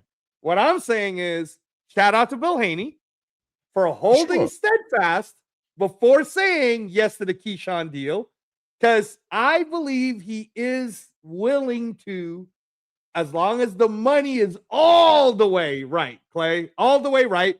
I believe Devin is willing to, Clay, willing to go down to 144, which is what Shakur wants. I think that he just wants the money to be right. And when you hear Bill Haney talk about the market value of where the fighters are at, let's not forget, Clay, that at one point, Cinco de Mayweather would have never happened if it wasn't for Canelo versus Mayweather, right? And what happened on that deal? Canelo had to come in at 152. But Canelo was the champion. Canelo had the belt. Mayweather was the one trying to get the belt from Canelo, but it was a huge event and it ended up happening. So I think Bill is just saying, let's make the money right, Turkey, and you can have your nice little fight for Zuffa Boxing on Netflix. I still believe it can happen, but I will not be mad if you end up hearing Devin Haney versus Julian Rodriguez is next, and Shakur Stevenson versus the winner of De Los Santos. I think the Canelo and Floyd Mayweather situation is 100% different. Obviously, because it's Floyd. It's different. Yeah, it's Floyd. It is what it is. Floyd wasn't looking for Canelo. Right? Canelo was looking for Floyd. But it's about the money, though, right? Like, who was paying Floyd? The people were paying Floyd. But in this market, Turkey's paying, not the people anymore. Right. So Turkey wants Haney versus Shakur. Shakur is saying, I'm Floyd Mayweather in this equation. MFer, I'm Floyd. And I'm telling you, I will fight your ass for the money I already accepted at 144. So I think it's the Bill side with Devin going, no, we'll fight you. 144 is cool, but not for this money. I think that the money got to come up. So that's why I did the Canelo Mayweather. Right. I just think when it comes to the Floyd and Canelo thing, Floyd was able to dictate the terms because he was Floyd. Canelo was looking for Floyd. He was the one trying to find an opportunity, and Floyd provided the opportunity based off of fine. You know what I'm saying? Here's what, and also Canelo's the one who went out his face and said he was willing to do some stupid shit. And Floyd was like, that's what's up. Then do the stupid shit. The same way, you know what I'm saying? That's what it was. You went and ran your mouth and said you was willing to do some dumb shit. And okay, that's what's up. Dude, let's do the dumb shit. Let's do the dumb shit. You feel me? Well, that's kind of what Shakur's doing, right? He's saying, all right, that's what's up. But the Devin didn't say no dumb shit. Devin's like 147. Okay, that's true. That is true. So that's what I'm trying to say. What I'm trying to say is, in a minute, it's going to be the Canelo Floyd thing because you're looking for me now. This isn't convenient. This is you. You just went to my guy Keyshawn and said, I need to be packaged in with his deal in order to give Keyshawn an opportunity. You said that. That's crazy. But okay. That's what's up. You just said that, and you made this different now, where it was I was the one being confronted with the fight. You guys were like, you had me on the list, but at some point, right? And by the way, you put me on your list. I didn't put you on my list. So we it's compounding, right? It's you got me on the list, which means you've been looking to fight me. You've been known I ain't in your weight class division. So you put me on the list anyway. It's the same way with Tank, right? Like you put Tank on the list. Tank is a 135-pound WBA champion. You can't make Tank come up to 147. And by the way, his fans wouldn't have it. His fans would not have it. Tank fans would not have Devin summoning Tank to 147. They would not even be hearing that shit. So the hypocrisy runs deep, right? There's a big hypocrisy here because I'm telling you right now, Tank, I don't give a damn, bro. I dare a Tank fan to tell me they would allow that to happen. They'd be like, who that? Hell is Devin Haney, bro? Who does he think he is? Calling out Tank to come up to 147? Hell no. That man need to come down to 142, 140 even. Tank is the man. He's the guy making the day side, the pay-per-views, asses and seats, bro. Tank Davis, never. He will never. Who is Devin Haney, bro? Who? Devin? It'd be crazy out here. So to see this big uproar of Shakur Stevenson not being able to get 3 pounds, bro. 3. I'm saying give me 3, no rehydration clause. 3 pounds. You can't give me 3, bro. Go fight Keyshawn. Go fight Julian. Go Hitchens. Go have your career, bro. It's all good. I'm chilling. I don't know what the big deal is. I think it's crazy. But anyway, let's continue to move the needle a little bit. Let's go ahead and move on to a big announcement that was made. And we saw it coming. It is what it is. William Zepeda, Lamont Roach gets announced. The fight is going down August 1st. We know the intangibles. I don't even want to sit here and just bash these sanctioning, continue to bash the sanctioning bodies. I'm not going to do it. It's a BS move. We already done said how the hell are you gonna skip Javier Herrera, who just paid for coming to the interim. So how would you? It's old news on the channel. Like from the moment the fight was even being thought of, we immediately address what? Right. We're not going to even do it now. Now, we got to fight, bro. It's going down. It's Lamont Roach. It's William Zepeda. It's for the vacant WBC title. Look, Lamont Roach on a draw run, right? He's been on draws, but he's been in these fights, big fights for him in his career. I don't think I've ever seen a fighter biggest fights be draws like this and him get so much weight because even though he's not getting the wins, he's still getting pushed up, right? Off the back of the draws, right? So he gets to draw with Tank. He gets to go up to 140 and fight for an interim WBC title with Isak Pitbull Cruz. He gets a draw with Isak Pitbull Cruz. And then on the back end of that, now he's going into a straight up full championship fight at 135 against William Zepeda.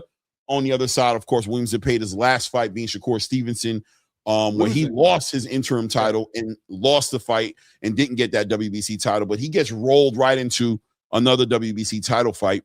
This fight, I think, is going to be interesting off the strength of, will this be the ultimate litmus test for Lamont Roach? In other words, are we still in the air on Lamont? Does the draw still give us like for example, with the Gervonta Tank Davis fight, we thought he won that fight. But was Gervonta Tank Davis focused? Was he, I was saying before the fight, I said, this is the Tank to beat. Before, when the fight was just getting built up, I said, if Lamont Roach can win this fight off the strength of Tank, I don't know if he's focused on boxing the way he is. He's switching up trainers. He's not showing up to press conferences. He's talking about retirement. All these different pieces are moving on. He's coming up to the media workouts and he's not working out. You know what I'm saying? He's just walking in and walking out. I mean, he's just doing all these different antics, not to mention his personal life is upside down, right? And then he gets into this fight with Lamont Roach and he looks regular. He doesn't look like the Tank we saw fight Frank Martin or the Tank we saw fight anybody. You know what I mean? Ryan Garcia, anybody, right? But he gets, regardless, we remember the knee and we remember the scorecards, and a lot of us, including me, I scored for Lamont Roach without the knee. I thought Lamont Roach squeaked by. I thought Lamont Roach won too. Yep. Yeah. Yep. But I also respect any Tank fan who wants to be like, yeah, Tank wasn't himself. Same way people will say Stephen Fulton wasn't himself against old Shaggy Foster. I gotta respect it. You know what I'm saying? Like I see what you guys see. Then he goes into a fight with Isak Pitbull Cruz, and it was a crazy fight. Isak Pitbull Cruz is a stylistic nightmare. For anybody. I don't care who it is, bro. I don't care. He was a stylistic nightmare for Tank. You know what I'm saying? He's just the way he fights is just difficult, but he manages that one, but gets another draw against Isak Cruz. Are we still waiting for the signature fight from Lamont Roach to show us that he belongs in these conversations, or has he earned that from us? Does he belong in the conversation? Does he belong in the ring with a Raymond Moritaya? Does he belong in the ring with a Shakur Stevenson? Does he belong in the ring with these guys outside of Tank Davis, who he belongs in the ring with off the strength of deserving a rematch? You know what I'm saying? Yeah. But does he belong in these conversations? Is this fight the fight for us to go there, or are we there already? If that makes sense. Yeah. Well, you know how I feel about it, because we had a 5-hour discussion on this a few months ago when I was like, why Lamont Roach not ranked? Clay, explain to me why. And remember, we kept going back and forth on, and you were like, but it is what it is, Angelo. You got to stay within the division. He stayed in, right? So you know how I feel about Lamont Roach. I think he's the truth. I think he's been the truth. I think that this is why Zuffa's good, because if Lamont Roach was a Zuffa fighter, a lot more people would already know about him, right? But I'm glad that, again, I don't care that it was a draw. I thought he beat Tank. The Pitbull Cruz fight was crazy. But I don't even care that that's a draw. I think that the reason why, because if Lamont Roach wasn't the truth, as I'm saying it, right, Clay, then why is he the headliner against a guy who lost to Shakur on TNT DAZN? Why isn't it Moritaya versus Can I throw just real quick at you and give you a reason why? Okay. It could be real quick, because I want you to finish. Real quick, just why isn't the IBF champ defending his title the headliner? But go ahead. Listen, first of all, this is a Golden Boy situation, right? We got to know that. Right? We got to acknowledge the elephant in the room, which is Oscar De La Hoya. And Oscar De La Hoya famously is a guy who positions his fighters the right way. He put William Zepeda in the ring 2 times, not once, 2 times against Tevin Farmer, right? Okay. I got you. He's the type of guy who will see the weakness, see the hole, and want to capitalize. Is there an argument there to say that Oscar sees easy food and wants William Zepeda did more? This is about William Zepeda, bro. This ain't about Lamont Roach. Lamont Roach is a pro box fighter. We got to remember that. He is not a PBC fighter. He is not a Golden Boy fighter. He's a guy getting the opportunity here. He's getting the chance here. William Zepeda is a guy being propped up here. Right? William Zepeda is the guy who they wanted. Mauricio Suleiman wanted William Zepeda to wear a WBC title. You understand? We understand. Right? So Mauricio Suleiman is the one positioning William Zepeda to roll back into another WBC title fight. So are they sleeping on Lamont Roach and playing with Lamont Roach's pedigree right now? Being like, we're not convinced. Right. Well, that's what so I agree with what you're saying, that this is a William Zepeda fight more than it is a Lamont Roach fight. Right. But they are sleeping on Lamont Roach, because in no world am I picking William Zepeda. And that's what it comes down to. That's what it comes down to. Oh my God. Is the space going to respect? I feel like the space is still disrespecting Lamont. That's what I believe. I believe that he hasn't earned. That's the whole point. That was a build-up. The whole point to say that, do we need? Are we in the dark? Or are we not? I'm not in the dark. You're not in the dark. Right. Are we on the fence on Lamont Roach? Is the game on the fence about Lamont Roach? Or is this just good money to make in Vegas and a horrible choice by Oscar De La Hoya to think that this is the fight that he can get William Zepeda to become a champion in? Well, that's a dumb move, because I think William Zepeda is going to get spanked worse now, because Shakur showed the weaknesses side of a William Zepeda fight. Lamont could mimic some of those things, but people forget, man. Go back to that Feargo McCrory fight, and I know you're all going to be, Angelo, trying to say William Zepeda is Feargo McCrory. I'm just trying to tell you, if you watch how Lamont Roach fights that fight at 130, by the way, Lamont Roach got some specialness to him, bro, and I think he just doesn't get enough credit for okay. it. Now let me put. I don't want to be devil's advocate, but I'm going to throw another one in there. I'm going to throw another one in there. On the back end of Lamont Roach losing this fight, on the back end of him losing this fight, where does Lamont Roach go from here? Does this derail Lamont Roach? He's not with the PBC. He's not with Top Rank. He's not with anybody. He's not even a DAZN fighter. No, he's not. He's not. So is this make or break for him? Does he need to win this fight? And on the back end of losing this fight, are we seeing him back on Pro Box fighting? You know what I mean? Is Najee Lopez a bigger star than Lamont Roach on the back end of a loss? I think that, okay. So first, I want to say that I do not believe Lamont Roach is going to lose this fight. Yeah, for sure. I'm just saying. I'm saying. But if in the magical world that, let's say, he does lose or whatever, you know, no, I'm just saying, man. I don't think of William Zepeda that way. But I hear you. I don't want to be disrespectful to William Zepeda. I just think stylistically it doesn't work for it. This is a bad fight. But on the back end of some controversial, he taking it from you, Angelo. He taking it from you before you say it. Why are you doing that to me, Akeem? Why are you doing that to me? He said before he even says it, yes, he will. You know what the answer is, Akeem. God damn it! You know what the answer is going to be. It's where all the misfit toys come, bro. Hey, Akeem is diabolical. That was a good one. I ain't gonna lie, bro. Akeem, Zupa's like America, bro. Give us you're sick, you're poor, you're weary. Hey, yo, bro. You took it away from him, bro. He would have said it on his own. Now he might not say it. No, Akeem's right. You know, but I'm gonna say it more eloquently for you, Akeem. I'm gonna say it more eloquently.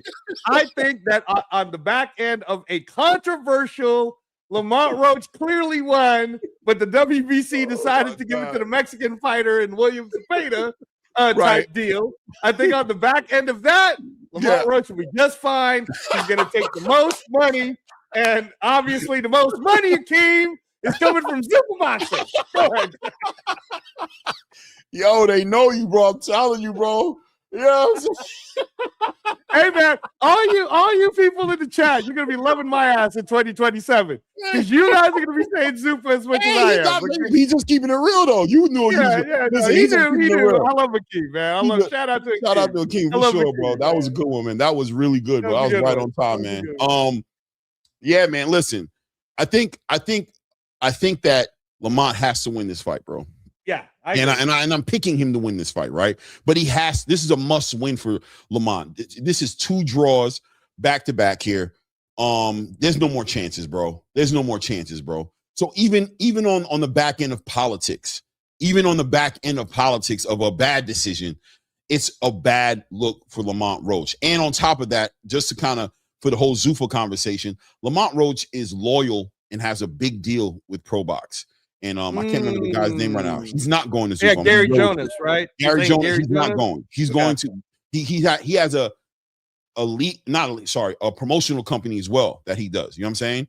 That I think Pro Box is involved with helping him on that. Pro Box is tied into him for the long run. They're giving him good money. He's not going. The bottom line is though, if he loses his fight, Lamont can get some opportunity. I'm not going to say that, right? I'm sure he can get some opportunities without a doubt. He can, but he's going to be the B-side, big time B-side to anything going on outside of Pro Box. But he gets his title on the opposite side of Lamont Roach winning this title. Now let's talk about that part. What does it look like for Lamont Roach? Who has he become? Does he become one of the biggest stars at 135? Is he become the A-side?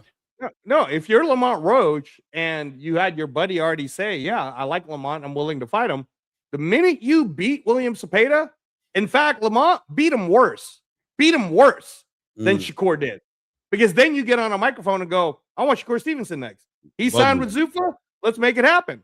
I'll fight you. Which is another reason that Devin needs to just chill, bro. Because Shakur, everybody wants Shakur. Like, everybody, you know what I'm saying? I'm trying to tell you this. There's no world, and this is what I'm seeing, right? I don't know if other people are really seeing what I'm seeing which is I'm that seeing it. I'm seeing it. Zuffa is the guy. I mean, not Zuffa. Oh my goodness. Shakur. Shakur is that guy right now, man. He's America's most wanted. He's the guy everybody wants to get in the ring. He's the guy who's bringing the paydays. He's moving the needle in the conversation. And it's people could say whatever they want to say. I think he just hasn't gotten the pay yet, and I think he's getting ready to do that with the Zuffa deal. But he's more. Oh, y'all gonna love me for this one. Y'all gonna love me for this one. Here we go. I'm gonna say it. I'm gonna say it, bro. He's big. He's a bigger deal than Tank Davis. But he is a bigger deal than Tank Davis. I know. That's what I'm saying. I'm not asking. I'm definitely saying it, but I know that a lot of people are gonna be like, "What?" It is what it is, bro. It is what it is. Shakur's that guy right now, and you can tell by the way they're screaming his name out. You know who's screaming out for Tank right now? Floyd Schofield Jr. And you know why he's doing it? For a belt. He's not even tripping on Tank. Who's looking to fight Tank right now? Who's out here looking to get into the Tank? He's volatile.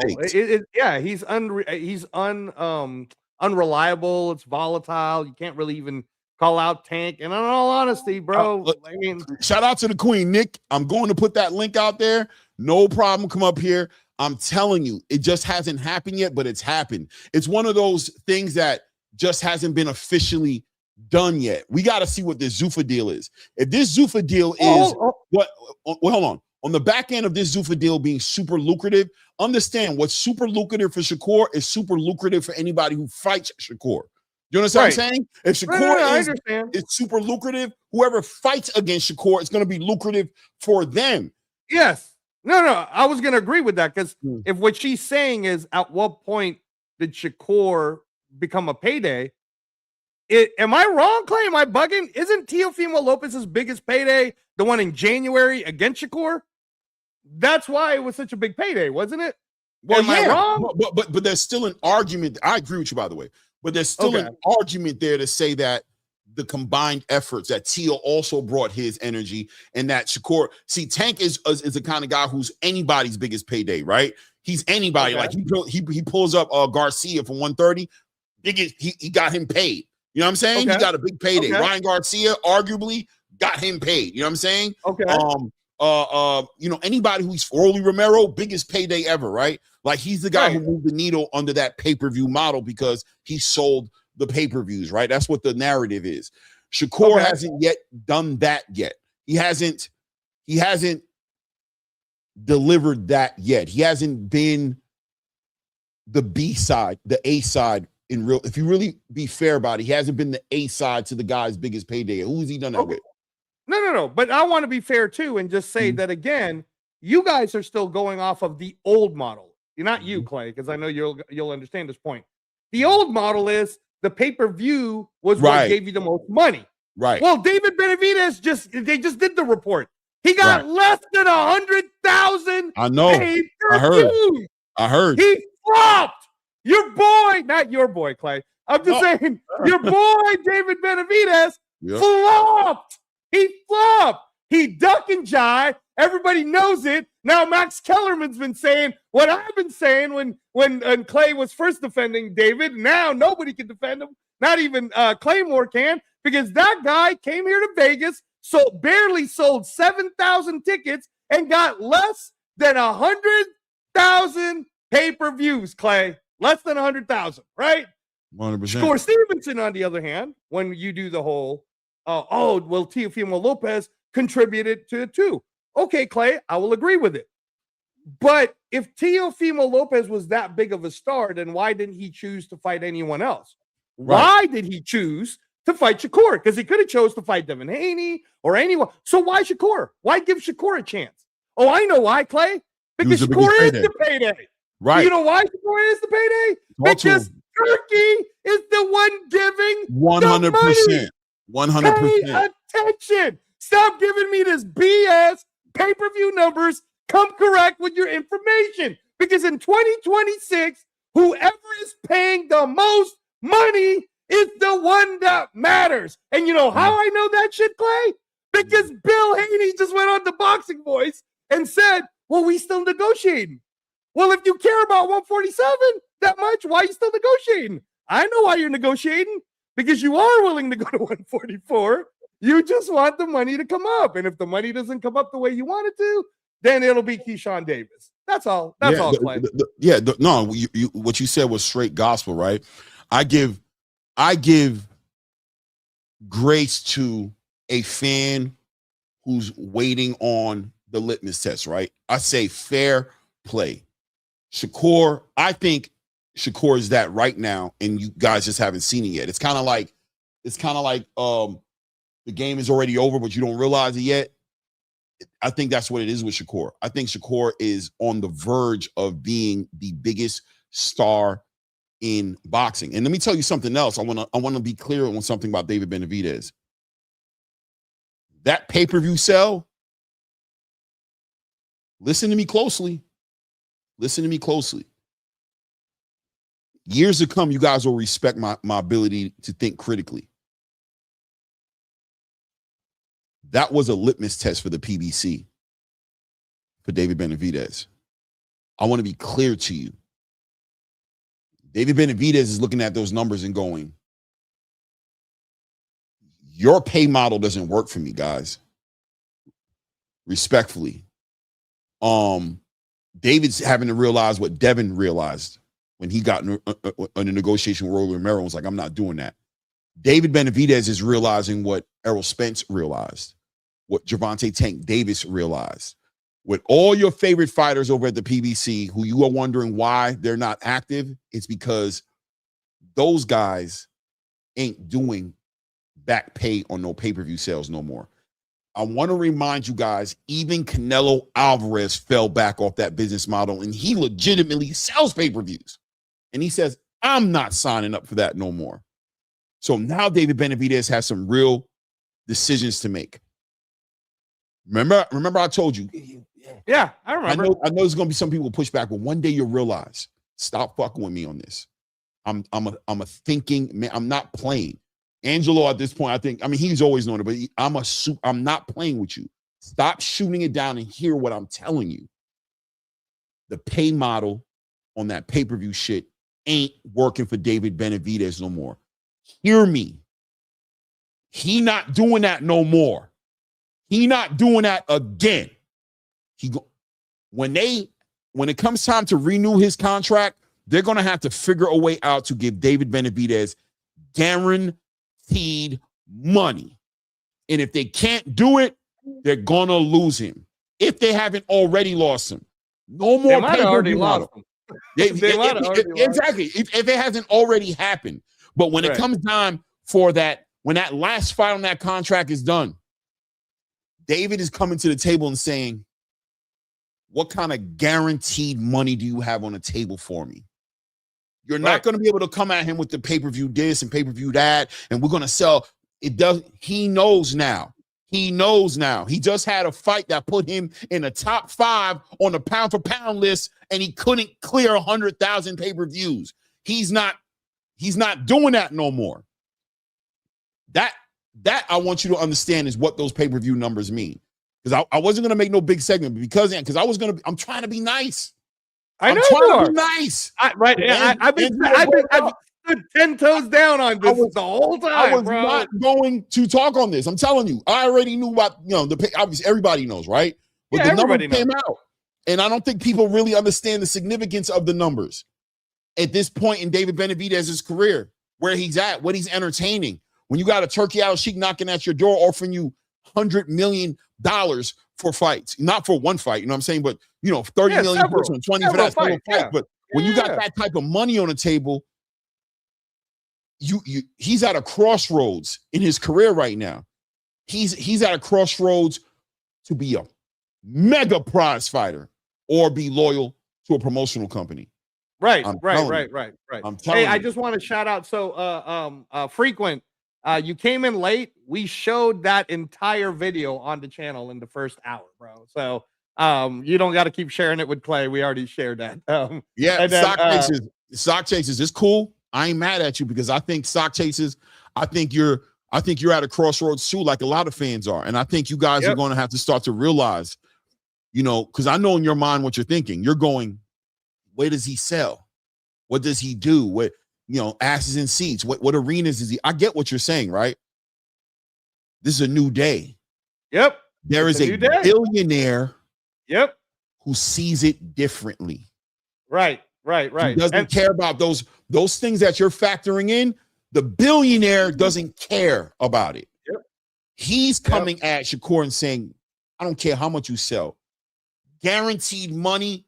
Here's what I'm going to do. He's about to give Shakur Stevenson one of the most lucrative deal that he's ever had. And quite frankly, probably more lucrative than a Gervonta Tank Davis has had. Yeah. And I'm being honest. Right? Yeah. So that being said, whoever he fights is also going to get a big payday because of the money he's garnering. Right. You just got to wait. I have no problem with it though. I'm not mad at what Stock is doing at all. Again, I think it's fair. That's what was my response to the chat when I was trying to explain. We're in a new model. It's a model that already began 2 years ago. That continues to stay its course, right? So when Jai Pataya is getting paid his highest payday to fight at the Apex, Clay, right, where nobody's there, gate doesn't matter, pay-per-view doesn't matter. The only thing that matters is what you're worth to the main person that holds the salary cap. And the salary cap man apparently loves Shakur so much that he's like, yeah, we'll make it work, right? Not that he doesn't love Devin Haney either. They're just saying that, hey, the fight we really want to make is Haney Shakur. So I really think that it's Haney that's going to need to do the Canelo. That was my point earlier, is he's going to have to go, all right, man, I'll come down to 144. Or it's just not going to happen or whatever. But that being said, Clay put out the link. I'm sure you guys got a lot to say. Hold on, let me go ahead and my guy Marcus Warren, man. Appreciate the love, Marcus, man. He's been showing love today, man. Appreciate the love, man. Says Shakur is that G right now. Facts, Clay, and they about it, but it's just they mad about it, but it's just facts. Yeah, I think that. Listen, I'm always going to give it to you guys the best way I can, man. I'm truly not trying to be biased. I'm very objective. I'm just being honest to say that just look at Shakur Stevenson right now. Everybody wants to get in the ring with him, bro. Nobody, you know what I mean? That's a sign. That's a sign. That's like a writing on the wall for you. It's not definite, right? It's not absolute. It could definitely, I could be wrong, but I'm just being honest when I'm reading it just and saying, damn, bro, on the back end of what this deal must look like for him and Zuffa, considering that Conor Benn got $15 million for one fight, we can only imagine what they're offering Shakur Stevenson. And I don't know if we ever get the number, right? But exactly, we can only imagine. So that being said, whoever he gets in the ring with, people are going to be looking to fight him just off the strength of that, man. He's going to become a big payday for Lamont Roach, right? Lamont's going to definitely want that fight on the back end of a Williams Zepeda. Gary Antoine Russell's got to he wants it anyway, I'm sure, but he's going to want it even more now, right? Dalton's going to be like, bring that boy over here, bring him here. I want to fight him so bad. All of those, and that's why he's looking at Devin Haney and going, why would I'm about to pen out the biggest deal ever, and I'm going to be able to beat people up at 140 and 135. Why would I just give all that away to just jump in the ring with you at 147? It don't make sense for me to do that to my body and potentially derail myself from being who I physically need to be to get all these paydays. There's so many more paydays at 140, 135, 147. Where do I go after I fight you? When I beat you, right? Because I'm sure Shakur is going to say when I beat you. That's what Shakur is going to be. I'm favoring Shakur to win the fight, to be honest with you. But it's on the back end of beating Devin, which is the best case scenario for Shakur. What does he do after that? What does he do after that? Does he go and he fight Brian Norman Jr. now? Does he go and he fights Rohan Polanco now? Does he go? Well, there'd be a unification between him and the winner of Conor Benn Ryan Garcia, but go ahead. Whatever. I'm just saying, it's a fight where I give up all my leverage. I give up everything, bro. I give up everything when I could just sit down here, chill, and just do my thing. I'm not protecting him. I'm telling the truth. It's not about protecting him. It's about communicating his standpoint and me saying, I get it, right? I'm just being honest, right? It's not protecting him. You don't want to hear his perspective. You feel like because I'm willing to communicate his perspective that I'm not protecting him. I'm just being honest and saying, this is how he clearly sees it.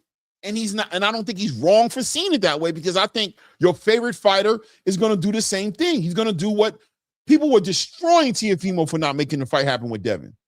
But everybody defended Teofimo. You know what? Well, you mean what does Devin really bring to the table? You know what I'm saying? The money, Turkey said he was going to do something. Everybody had these legitimate arguments. And I'm like, all right, well, fine. People defended Tank for not fighting Shakur, for not fighting Devin. Ah, man, why should he do that? You don't need to watch it. He don't need to do this. Well, Shakur's in a place right now in his career to where he's going, why should I do these things? I got these other things I can do as well. It is what it is. Yeah, no. They got the link. Yeah, Stock got the link too. I sent it to Stock. So hit the link, man. Shout out to my guy, Fight Sports Talking about. What's good, Fight? What's good, guys? Good to talk to you. Thanks for having me. Was good. Yeah, not everybody didn't defend him, but the Tio fans defended him. Queen, respectfully. You know what I'm saying? Not everybody for sure. What's good though, Fight Sports, man? What's on your mind, brother?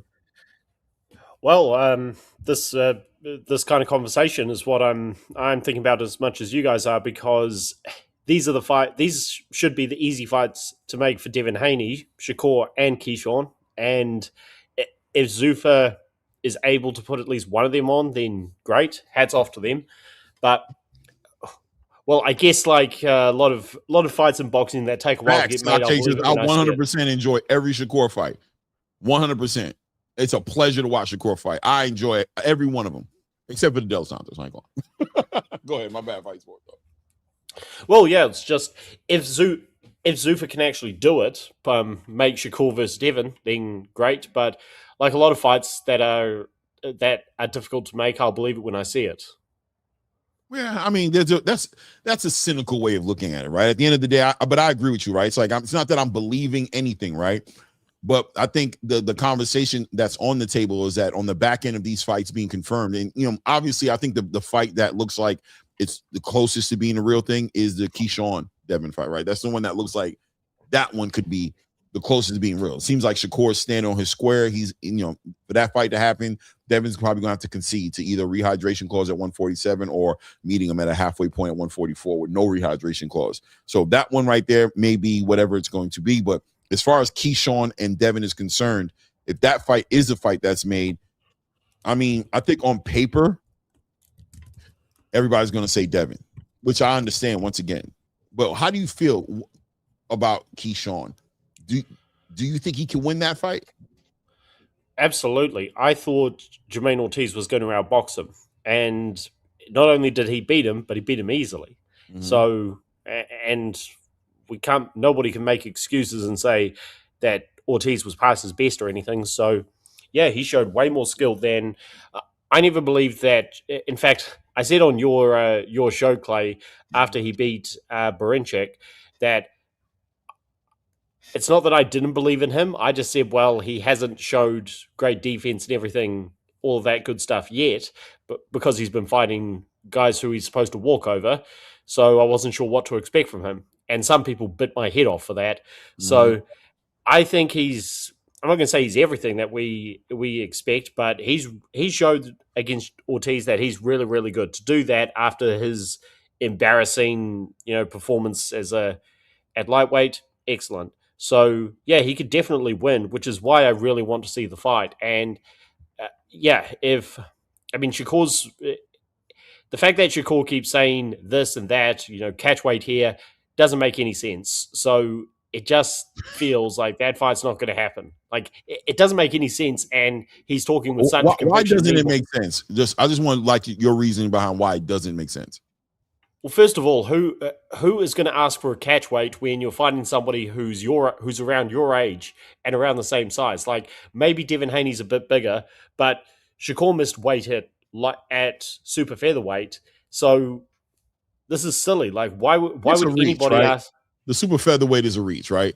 Because has nothing to do with nothing, right? Like, yes, he missed that weight, but that doesn't mean that he's a 147-pound fighter. But on top of that, right? Doesn't Shakur have a right to leverage anything at the table, right? In other words, I'm a fighter and I have a game plan for my career, right? I'm not calling out Devin. I'm not looking for Devin. This is not Terrence and Canelo. This is I got plans to do things at 135 and things to do at 140. On top of that, I've got a lucrative deal on the table for me to fight. We don't know where the agreement is at. You know what I mean? If Zuffa is signing Shakur up to be a 135-pound fighter or to fight at 140 and defend his WBO title or his lineal title, you know what I mean, whatever, at 140, if Shakur feels like, you know what, I eat a certain way and I carry myself a certain way so I don't go over, let's say, because I've heard people, Coach Rel, I talk to people, pundits in the space who know Shakur, who tell me that Shakur will not clear 160 on purpose, right? He stays between 155 and 160. That's what he walks around at. You know what I'm saying? Closer to 155 is what Coach Rel told me, that he's walking around 155, you know what I mean, even less at times, on purpose, by design, because he doesn't want to have fat camps when it comes to his fights. He wants to be able to cut the weight comfortably and do his thing. He doesn't want to go up, right? So if Shakur's looking at it and saying, you know what, if I go up to 147 and I just give it up and I just fight at 147, no rehydration clause, that means that I'm probably going to have myself walking around at 165, you know what I mean? 170 even, 165. For me, if I'm Shakur, right, I don't want to cut all that weight to do what I really want to do, which is fight at 140. I want to fight 140, 135. I don't want to, after Devin Haney, go fight Brian Norman Jr., then go fight Rohan Polanco, then go fight Alexis Roach, then go fight Ryan Garcia, then go fight Conor Benn, then all these guys at 147. That's not where I want my career to be. So respectfully, I didn't ask for this fight, but because everybody's asking for this fight, I'm willing to concede here. Here's my space where I'm willing to concede because it allows me to stay on track with what I want to do, but at the same time, give the fans what they want. Why is it so crazy for Shakur Stevenson to take that position in a fight he's not even asking for? You got Bill Haney going, Shakur's on our list. Shakur didn't say Haney's on my list. You got Bill Haney telling Keyshawn, we need Shakur package in there. All these different things, right? Shakur Stevenson clearly being the sought-after fighter, which arguably gives him A-side privileges. And I don't even like to do the A-side, B-side thing, right? But at the end of the day, I've always subscribed to the idea that if you're looking for me, that gives me leverage automatically. That's why Tank don't call nobody out. That's his whole idea behind not calling people out, because he always wants to be the guy that's giving somebody an opportunity. He never wants to look like the guy who's looking for an opportunity. So Bill's already kind of given up that high ground already in the negotiation. Why is Shakur Stevenson wrong for playing the game that's been played for years before him? We've seen fighters do it over and over again, playing the game the right way, I would argue. If you were on Shakur's side and defending Shakur, if you represented Shakur as a manager of Shakur, why wouldn't you allow Shakur to leverage what he's earned the ability to do? It's very simple, Clay. And what's going on, Clay? Well, It's very simple, Clay. Mm-hmm. That works what you're talking about when you're talking about the free open market of individual fights. But we're talking about a Zuffa long-term contract. So that means all that leverage is paid for up front. So he's paid for what he expected to have a plan for. So when I'm hiring you and you're an independent guy and you charge per job, but when I'm hiring long-term for the next 5 years for a set amount of money, yo, man, that's that hourly, stuff that you were doing before or commission, it goes out there because I'm paying you guaranteed up front. So that's the difference with the Zuffa thing. Now, if it's like the way it's been, then I can understand what you're saying 100%. You're going to leverage everything to make the maximum amount of money and control your path. But when a big boy is getting hired by the big cheese, you don't have any control no more. I'm in control. And it's what I want you to do. Now, which way do you want to go? Do you want to do it? Do you want to get my money, or you want to do it your way? Well, let me ask you a question. If that's the case, fine. But what if I feel like it's clearly not the case, right? Because first of all, Turkey has not been the kind of guy to necessarily move that way, right? In other words, he's vested in the Shakur Stevenson business outside of Devin. This has no his money and his business with Turkey Al-Sheikh isn't because of Devin. It's about Shakur.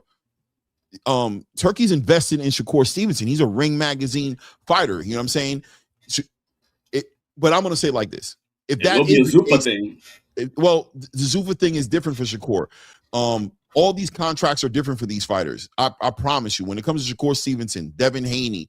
When it comes to, if God forbid, because I think David Benavidez is legitimately could pop out and be on the Zuffa deal. I'm telling you right now. right? I know it sounds crazy right now. No, it doesn't. It doesn't. It doesn't. That's why we got that. I got that sign up here. It's all the ducking of the business right now because they're trying to leverage every way they can. 100%. 100%. Right. So what I'm saying is those guys aren't going to be underneath the Dana White Zuffa boxing. We don't know that 100. We don't know that 100. I think there's a good chance it won't be. Same thing with Devin. These guys are going to be like, yeah, we don't do that. We do this other thing. If you have a space that you can facilitate for us to do our thing, then we'll bring our services over there. You're not going to get paid. You're not going to get paid like that. You're not going to get paid the big guarantee like that. I think they're going to, like I've been pushing and saying, for right now, Zuffa will be another Golden Boy, another Top Rank, another Matchroom, another. They're going to just but when you want the big bucks that we got, you lose control. That's just the way it is. Well, no, listen, without a doubt, Bill Haney is trying to make the Shakur fights, and he's trying to make the big fights because the paydays come with the big fights, right? What I'm saying is that's not necessarily Shakur's situation. He has other fights that he can make that will get him good money. Maybe the most money he can make is against Devin, right? But it goes like this, right? If I can make the Devin money inside of 2 fights, I'll do that. Like Canelo said, I can fight David Benavidez, but I can make 30 million, 40 million, whatever, 50. I can make that money. I don't need that money from him. Canelo would always rather go fight 2-3 fights. You know what I mean? Fight twice a year and make the money he would make for fighting David Benavidez once because of the difficulty of fighting David Benavidez, right? So from Shakur's point of view, it's like, yeah, let's say they're offering me 40 million to fight Devin. That's cool, but I can get 20 million to fight Dalton Smith in the UK in front of 60,000 people. I can get another 20 million for fighting Gary Antoine Russell, you know what I'm saying, somewhere and making that fight happen. That's 20 million to me too. He's at a crossroads. That's what I mean. He's at a cross. Either you're going to get a long-term contract with Zuffa or you're going to do it your way. But if he has so many options, like you say, it's going on. It's almost 6 months, and where's your next fight, buddy? I mean, I think that when it's all said and done, when I have to, I will. But I'm telling you, if Shakur's in a position right now too, and we don't know his businesses, right?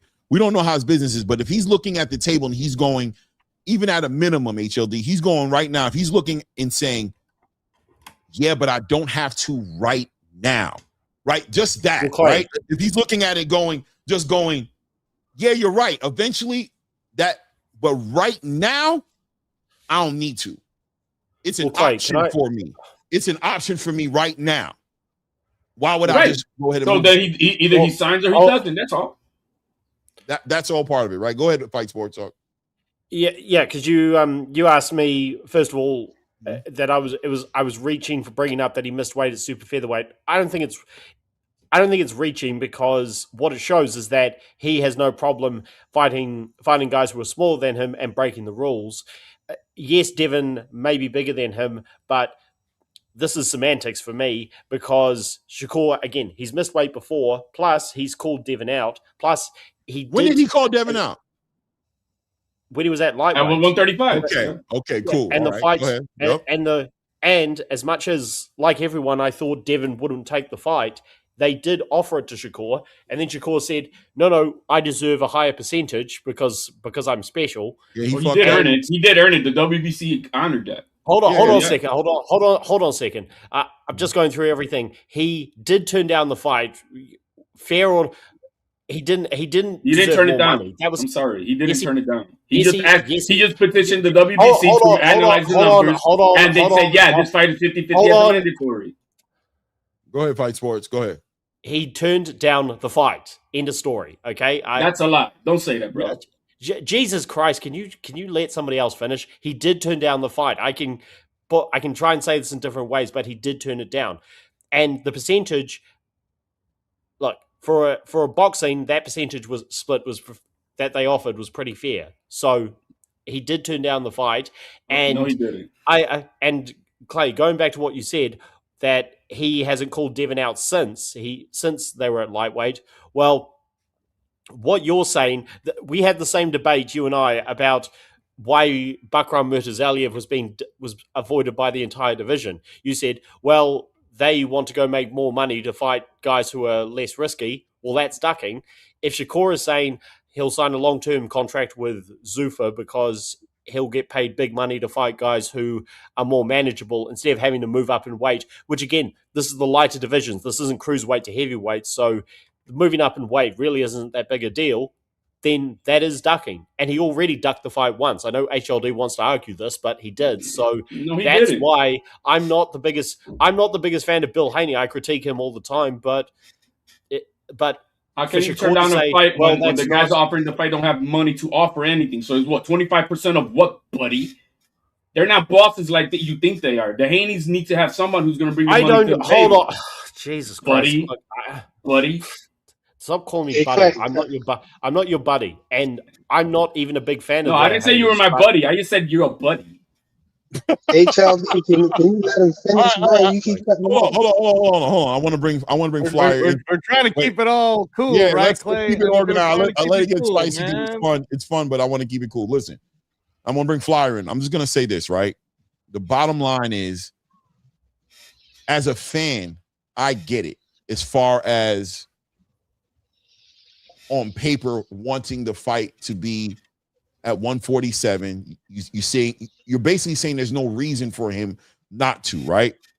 But that's from your perspective. If my whole thing has always been this: if it's about making a fight, we have to take into consideration both sides of a conversation, because they're at a negotiation table, and we can't.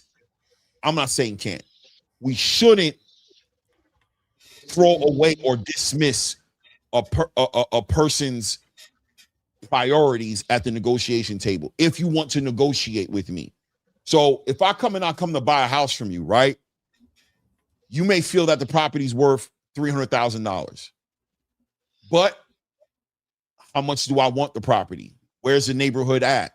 How's the schools in the area? All these different things. Now, if you want to sit here on the other side of the table and say to me, come on, bro, that don't even matter. You're just making excuses, bro. You can send your son to private school. You don't got to go to the school in the area. And, bro, you can do all these things and make my points at the negotiation table not count, right? You could dismiss them. But then I can get up and walk away from this damn negotiation table, and you can't go around. You feel like going around telling people, yo, he didn't come. He wasn't trying to really buy a house.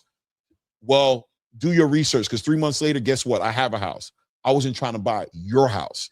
If you really was trying to sell your house, then you would have took my considerations. You would have took my points into consideration and made this a fair negotiation to where it piqued my interest into buying a house you're selling. Otherwise, if anybody can buy the house, then sell the house to somebody else. But if I look up on Zillow 7 months later and your house is still on the market, you're a funny guy. Hey, Clay, especially you end up buying a better house. You're a funny guy to me, because your house that's worth $250,000, you're paying a mortgage on it still. You're holding it down, and it's still sitting up there. So now what? Yeah. Are we still going to play that game? Fine. I'm chilling in my new crib with the guy who hooked me up with the deal I needed, gave me the school district, and didn't dismiss all my shit. And turns out, guess what? You wasn't really trying to sell your house. Not me not trying to buy a house. I went and bought a house. You wasn't trying to sell your house. And I'll close it and land it here and say, why can't Devin come down 3 pounds to 144?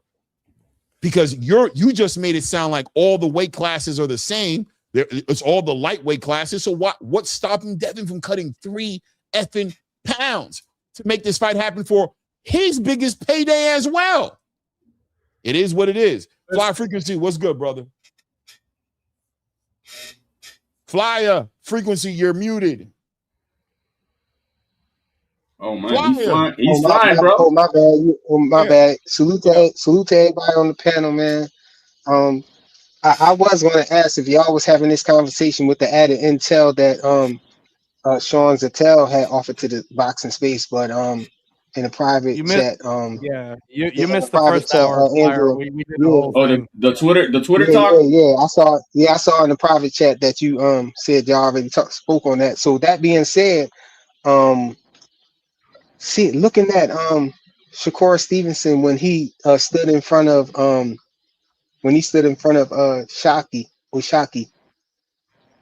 he looked pretty big there, man. He didn't look like he was no small fighter. He don't even look like he can make 135, you know. To me, it looks like he's staying at 140 or he's moving up even, to 147. I really don't see him going back to 135 like he was previously saying and all of that. And also with the Zuffa thing, I heard you saying that they're going to be doing their own thing at Zuffa or whatnot. But if we could just go on by the Zuffa model or whatever, their structure, from what I understand, they don't have a 140-pound division over there. They just have a 135 and a 147. So, if they both signed to Zuffa, as he was saying, I don't see Shakur going back to 135. And so I think that's why they're trying to get him to fight Devin at 147. And for whatever reason, he don't want to do it. And it seemed like looking like Jay Prince just threw, Keyshawn in the way to try to offset that or whatever, like he was saying. Yeah, he had a position, I don't think it's right? offset, but just remember that those weight class, that whole thing is for the Zuffa League. That's for Zuffa boxing. That's not for the Ring Magazine, for all those situations. Let me bring in Nick, the Queen, Nick J in the building. Queen, what's good with you? I've been waiting for you. How you been? First of all, how you feeling? How you doing before you cussing me out and getting my ass? Man, we didn't. Hey, Flag, we didn't get an introduction. Like, hey, how you doing? How you the Queen? You don't want let her go, man. The Queen, you want to be treated like a queen? Think about it before you answer. Go ahead, Queen. Before you answer, think about that. Yo, how you doing, Queen? Y'all are funny. I'm good. I was just listening, and I did want to comment on a few things. I just wanted to basically respond to a couple of things where Shakur and Devin, this whole kerfuffle is concerned. So first thing I want to know, because y'all seem to know a lot, but has anybody been privy to exactly what weight division Shakur is going to fight at? Do we know that yet? Because all of this going around in a circle is obsolete until we figure out exactly where he's going to fight. And why hasn't he said where he's going to fight? He was very adamant about going back down to 135 when he fought Tio. But now it seems like that's in question because he hasn't dropped the belt like he said he was going to do for his boy, Keyshawn. Instead, he's put Keyshawn as a barrier, the same way he put Ray as a barrier between him and Devin and between him and O'Shaquie Foster. I want to also talk about that. Like, why? I just don't understand why it is that it feels like, and it seems like Shakur is given several passes for the things that he says he's going to do. Why would you put it out there that you got to fight my boy Ray first before I give you a shot? He does exactly what he asked you to do. Now all of a sudden, maybe that's not going to be able to happen.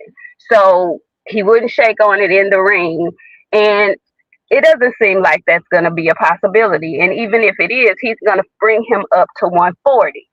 Now it's okay for him to bring O'Shaquie Foster up to 140, but he can't go up to 147.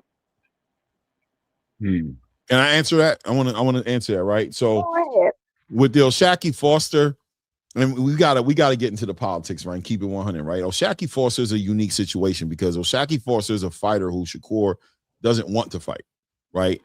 He made it clear, like, I want to fight him in the streets. This is not legacy. This is not boxing when it comes to O'Shaquie Foster. This is literally hood politics that we're all familiar with. This is Shakur saying, this is the highest level of disrespect. This is outside of boxing. This is something personal between O'Shaquie and Shakur. So in other words, I'm not doing nothing for you.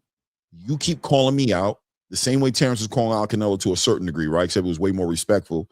You make the sacrifice. You break your body. You come up to 140. You do all those things that you said you were willing to do. You were talking spicy the way Canelo was talking to Floyd Mayweather. You said you'd be willing to do it. So we're going to hold you to that. And that's what you're going to do to fight me because I don't respect you. And I'm not shaking your hand because I don't respect you. This is not that type of situation to where there's any honor in this. I don't like you. You don't like me. We don't never need to fight. I don't need you on my resume. You're the one who started with your stories about what happened in sparring sessions. I want to smack you in your mouth right here in front of everybody. I want you outside, but I'd be wrong because I got a family and I got to be more mature. So yeah, that conversation is going to be ignorant. It's going to be petty and it's going to be what it is. Want to fight me? Okay. You're gonna get out. You're gonna do everything, and you're gonna break yourself to fight me, or you can go to HE double hockey sticks and go fight. Okay, but I call bullshit on that. I call bullshit on everything you just said because O'Shaquie Foster was his mandatory or in the number one position when he was still at 130 pounds. So it wasn't no street shit then. It was, I'm gonna go ahead and blow this weight and then I'm gonna move up to 135. That's why they even start going back and forth in the first place, because miraculously, some kind of way, Shakur skedaddled the fuck out of 130 pounds when it was time for him to see O'Shaquie Foster. Okay, so I agree with you, right? Yesterday's price ain't today's price. I don't care nothing about that. What I'm telling you is like, I'm you out of there. trying to make it seem like it's some street shit. It's not some street shit. It's boxing. No, it's not. No, it's not. It's boxing. Yeah, there's some animosity, but I don't see that street shit real. What I mean by street shit is what I'm saying to you is this, right? If Shakur if Shakur has made his position clear on it, I got to go with Shakur's position on it, right? What Shakur said very clearly in interviews his position was, I'd fight you if you beat my boy. You got to beat my boy first. That was his position. Okay, but on the back end of O'Shaquie, wait, see, that's what I mean. You moved the goalpost for him. I'm not moving the goalpost. I'm acknowledging what he said, right? It's very simple.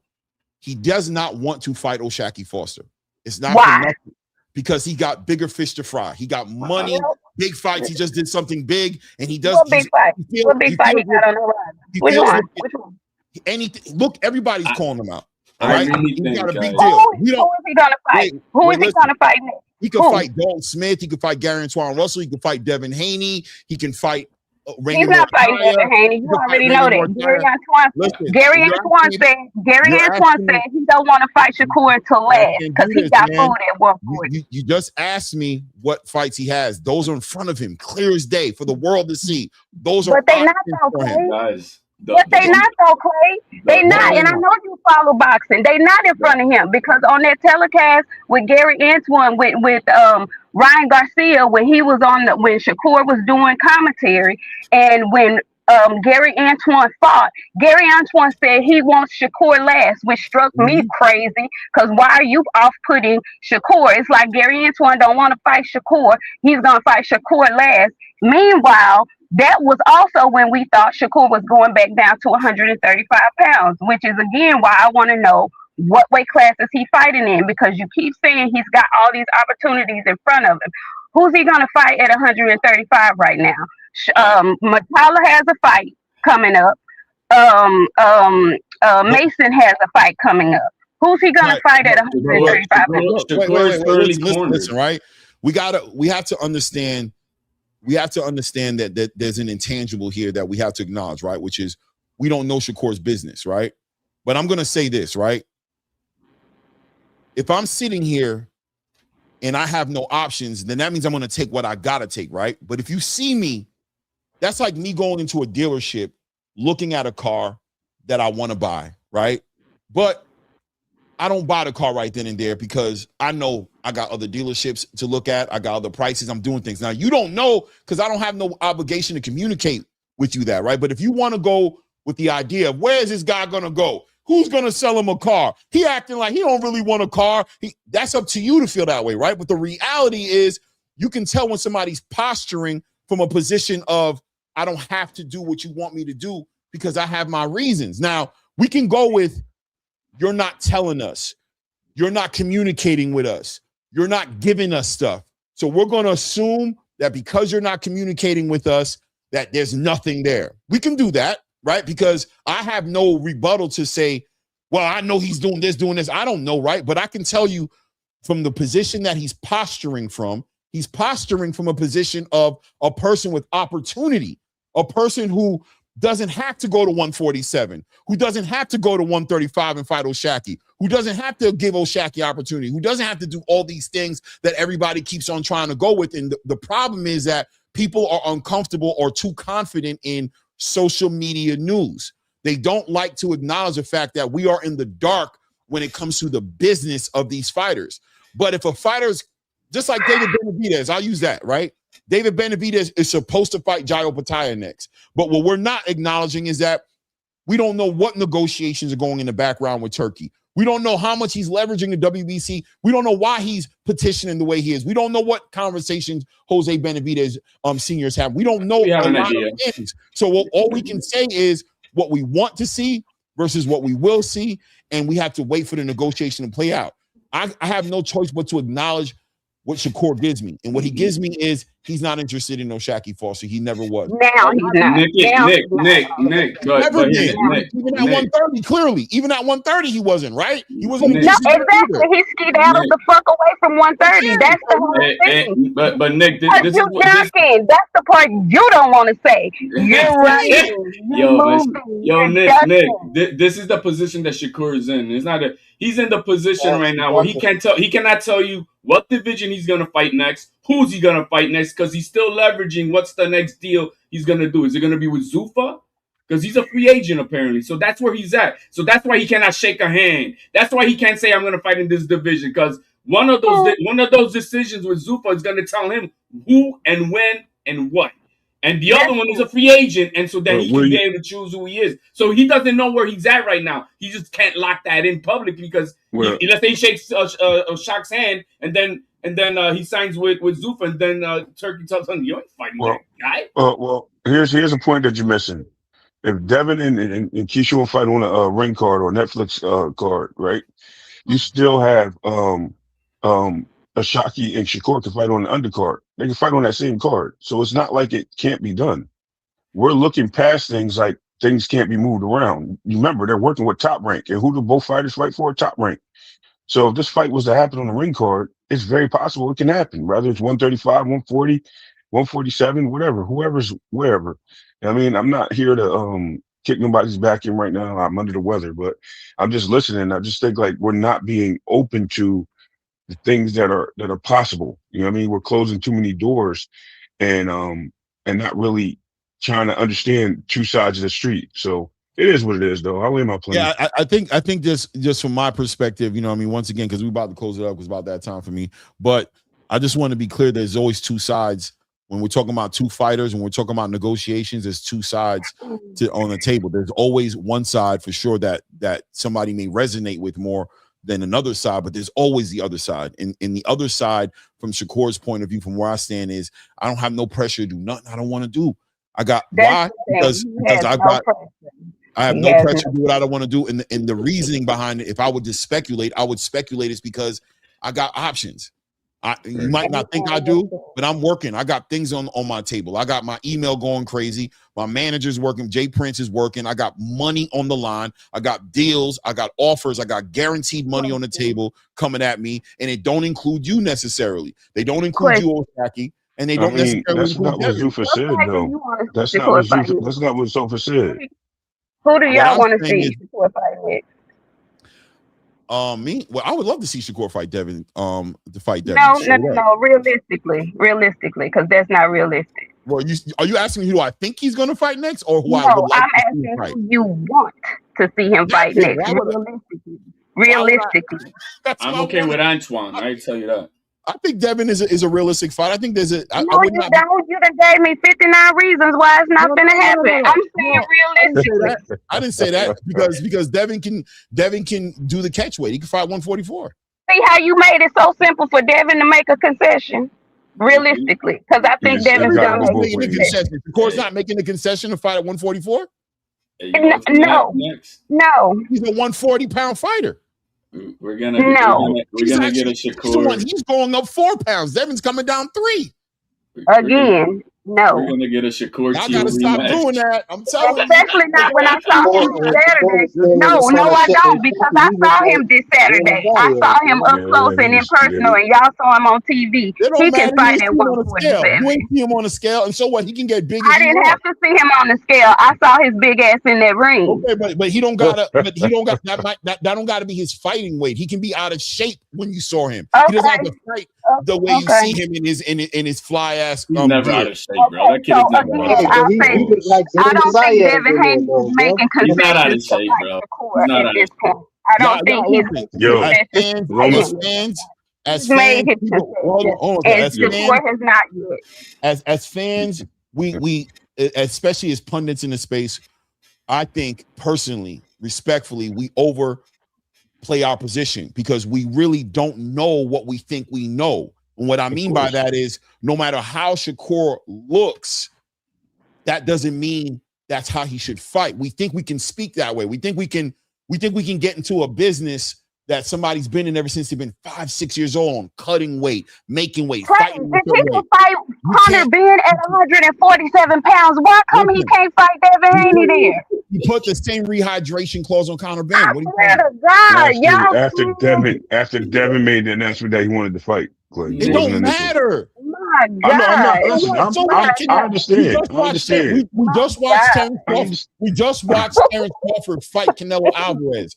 So now are we going to sit here and be like, Terrence fought Canelo, so naturally he should be ready to fight Jaime Munguia. He should go and fight Hamza Shiraz. He should go and if Terrence sits there and goes, no, not them. But Terrence didn't ask for no rehydration clause or catch weights. No, but I don't care. What I'm saying to you is Terrence is his own person, right? But what I'm saying to you is if Terrence fights Canelo and becomes an undisputed, I don't even know what I'm saying. If he fought Canelo and became the undisputed super middleweight champion of the world, lineal champion in the division, the guy.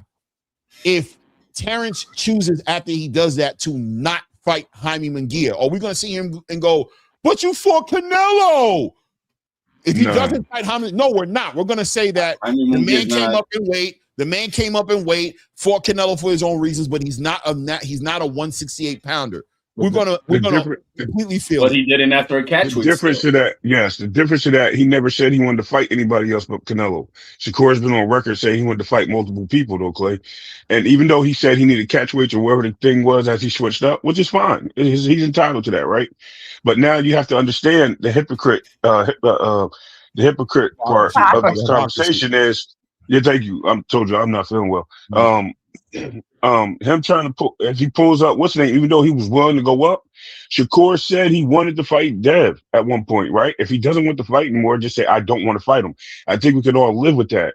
You know what I mean? Just say it. I don't think it's a duck, right?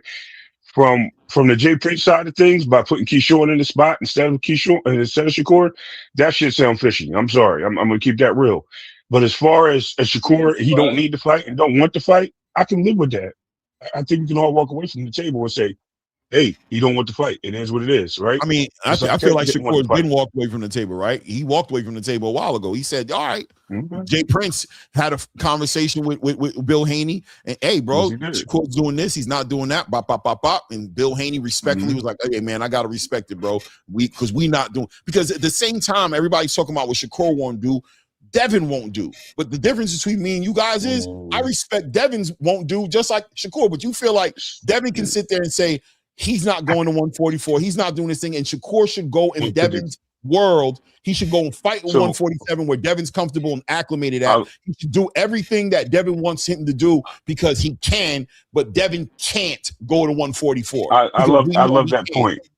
I love that point. So if Xander loses, hold on, real quick. If Xander loses the belt and Boots wins, and he goes up and calls out Boots instead of fighting Keyshawn, are we going to criticize Devin or are we going to give him his props for doing it? Yes. No, we are not a monarchy, so people will criticize all the above.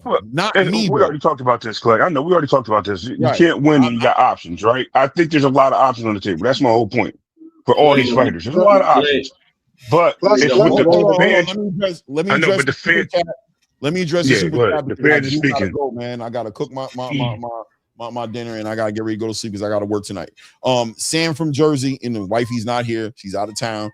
Anyway, Sam from Jersey says, just a quick question for the panel: where do y'all see Zuffa in 2 to 5 years with all these big signings and rumored signings?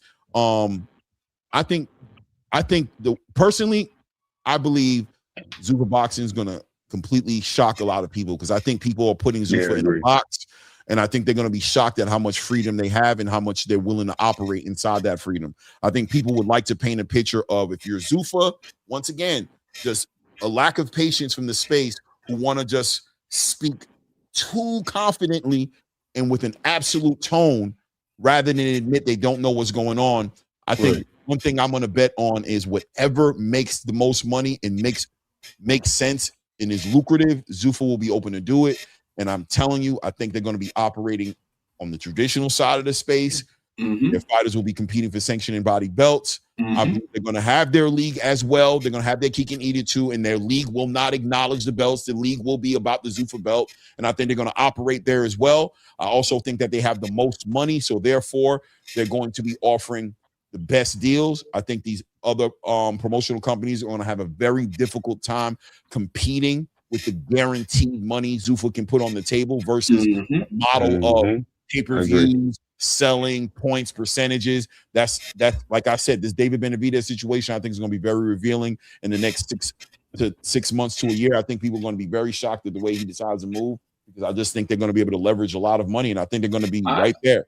I agree with pretty much most of it. I've been saying that, Clay, for the most part, that I think since the Ali Act, the Revival Act is not passed, they have to pivot their business model for right now and just corner the market as what it is as a regular promoter, which they have the money to do that for. What's going to happen in the next 2 to 5 years? Well, we'll see once the Revival Act passes, and which way do they want to pivot? Do they want to pivot, like you're kind of mentioning, that they're going to play both sides of the fence, or are they going to just then dedicate themselves to the Zuffa League?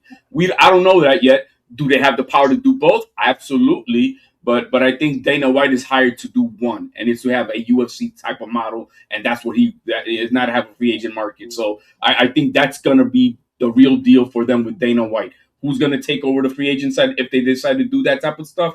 I don't know, but it ain't going to be Dana White. But I think it's somewhere in the middle. And when it comes to Shakur, he's got options right now. We don't know which way he's going to sign. That's why we don't know which way he's going to pivot. And until he makes a decision which way it is it going to be a long-term deal with Zuffa, where, you lose control of what you want because you're getting paid up front for everything you thought you were going to make on the free agent market. That's what's going to happen. If it's going to be then free agency and you're going to do fight by fight and stuff like that, then that's what it is. But until that happens, we just don't know. We don't know. And that's where I'm at with it. We don't know. But you know what Jay Prince is doing? Yeah, Jay Prince is playing his cards. Jay Prince is playing his cards to protect his buddy. He sure is by petitioning and putting Keyshawn Davis at the number 1 spot at 147, because that had to be petitioned by Jay Prince. That had to have been done. That's not just by we just decided to put him there. He had to petition. Yeah, I plan to be fighting 147, and they put him up there. So that was a chess move. That was a chess move. Same thing like Benavidez with his Taco Bell thing that he's doing. We can close Same out. thing. Okay, we can close out. Rewind back to the Zuffa thing though. Y'all definitely think that it's no doubt that this law is going to pass, for the that they're trying to do with a the high probability. Is it possible for me to get a word in at some point, Clay? Can I say something before you do, Angelo? No. I know Angelo knows. Let's not I know Angelo knows. Listen. Hold up. Let Angelo tap in right quick, because I gotta go, bro. Go ahead, Angelo. Okay. Yeah, no, I was, listening to everybody, giving everybody their space so that they can talk. I just want to be respectful to Sam from Jersey. He's one of our big supporters. So 2 to 5 years, year 2, you'll see the roster get filled to the number that it's going to be. Sam from Jersey. So let's call it. I've been telling Clay it's going to be 250. But it'll depend on the budget of what they're trying to do. But within that 5-year mark, it'll be what the UFC is. But I keep trying to remind everybody, especially in the sanctioning body space, that Zuffa's model is not trying to get you as the buyer, because they already know that the hardcore boxing fans are either going to like them or hate them. So they're not focused on that. Their focus is the casual sports fans. They're trying to get like the NFL fans and NBA fans, NHL fans, to get more and more involved with, this is happening. Boxing is in America. Boxing is a prominent sport in America, and they're trying to just reintroduce it that way. So by the 5-year mark, Sam from Jersey, it's going to look like just like the UFC. You're going to have a roster. Everybody's going to know exactly who's on the top 15, and the whole bit. But that's at least my opinion, Right. And I'm glad you said that, because we got to remember Spike TV started off the same way with certain fighters that we've seen as PBC move forward to Fox and Showtime. So we can't keep throwing Zuffa under the bus because they're building their platform. Another thing I just want to be quick is the 2 to 5 year plan. Yeah, they're going to be having these fights, man. And even though they don't have even if they don't get the belt, a Muhammad Ali Act move, or they do, we have to remember Canada, Mexico, England, Australia, Ukraine, all these fighters, Russia, Kakistan, all these guys don't use that same rule. So that law doesn't exist there. So as long as they're bringing fighters here and fighters over there and fighting in different places because they're about to fight in Ireland, that rule doesn't exist. So we have to forget about it and stop worrying about the Muhammad Ali Act so much because there's so many things that could be better in that act. That's all. I'll land my plane. Yeah. Shout out to everybody in the building, man. Queen, do you want to close out with something? By the way, I appreciate you coming up here.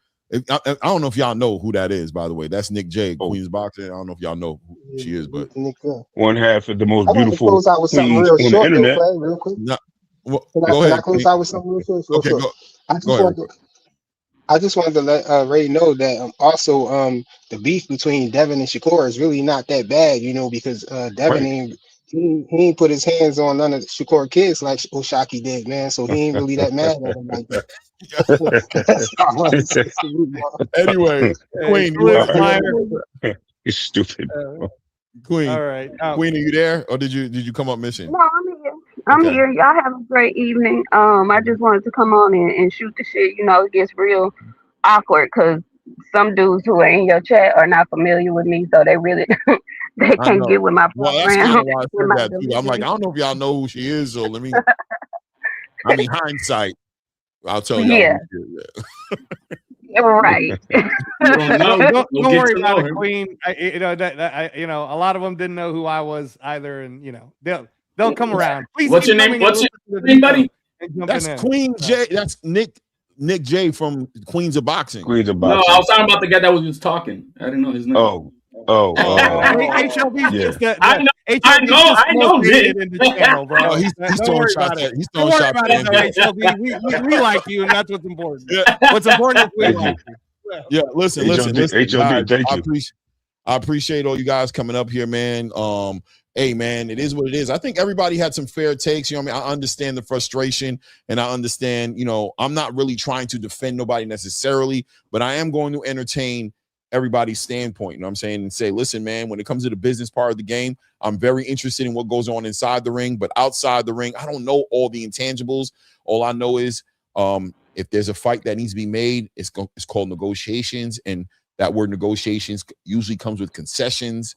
They come with a whole lot of different things. So until those things get ironed out, we ain't got no fight, right? It is what it is, man. But I appreciate all you guys in the building, man. Until the next one, man. Shout out to everybody in the building. Hit the like button, by the way, if you haven't done that. Support the grind. Hit the like button. I appreciate all the super chats. Oh, yeah. Virgil Wimberly got at the Queen and said, Clay, can you please cut this woman off? She's unbearable.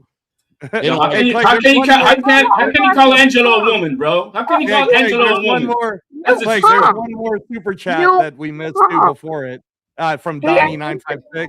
I want to make sure. Yeah, that one. Oh, Donnie says Dana White will do both Zuffa boxing and ring cards, is what I believe too. 100%. Yes, sir. Yeah. GKO. So speaking of which, Clay, before you go, so again, in about an hour, guys, if you turn on your DAZN, there will be a fight. It's a significant one at 175 pounds. It's Albert Ramirez fighting somebody that's going to lose for the WBA interim 175-pound championship. So he'll become a mandatory to Bivol for that WBA belt at 175. And then there's some other fights in there, like if you haven't seen Imam Katayev in a while, and it's a good card. Me and Clay's called it before. He's got to go to work tonight, though, so we can't call that. There's Pro Box tomorrow. So if you guys want to check out Pro Box Friday, and me and Clay will be calling Zuffa Boxing. It starts at 11:30 a.m. Eastern time, Clay, on Saturday morning.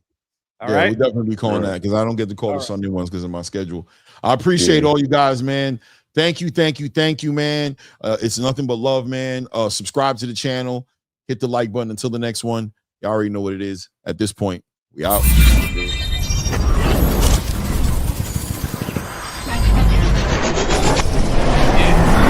Gotta aim for the top like hello. Yeah, I can never doubt myself, I know better. All of you critics be acting like you know better. Blowing the smoke, but I know when the dust settles that I'm in my element. It's evident that there's levels to the game. All of those dark nights I got there, breaking my back to make it out. Got me feeling know you wishing me well. A penny for your thoughts, but seeing no change. I snap for the sun like Diddy. The riches got a mad ass son. I'm like Billy. I ain't never switch up. Whole team with me. Putting on for my city like OAGZ. Set the pace as long as you finish. Consumers find a way inside your business. Babble if they try to dabble in it and they hate the fact that they may have to witness. You tryna aim for the top like this, and you're in your element with a fire like this, and they hoping you fall and they praying you miss, but it's all in the risk. I got you with the switch, you know. I'm in the zone. Give me the throne. One shot.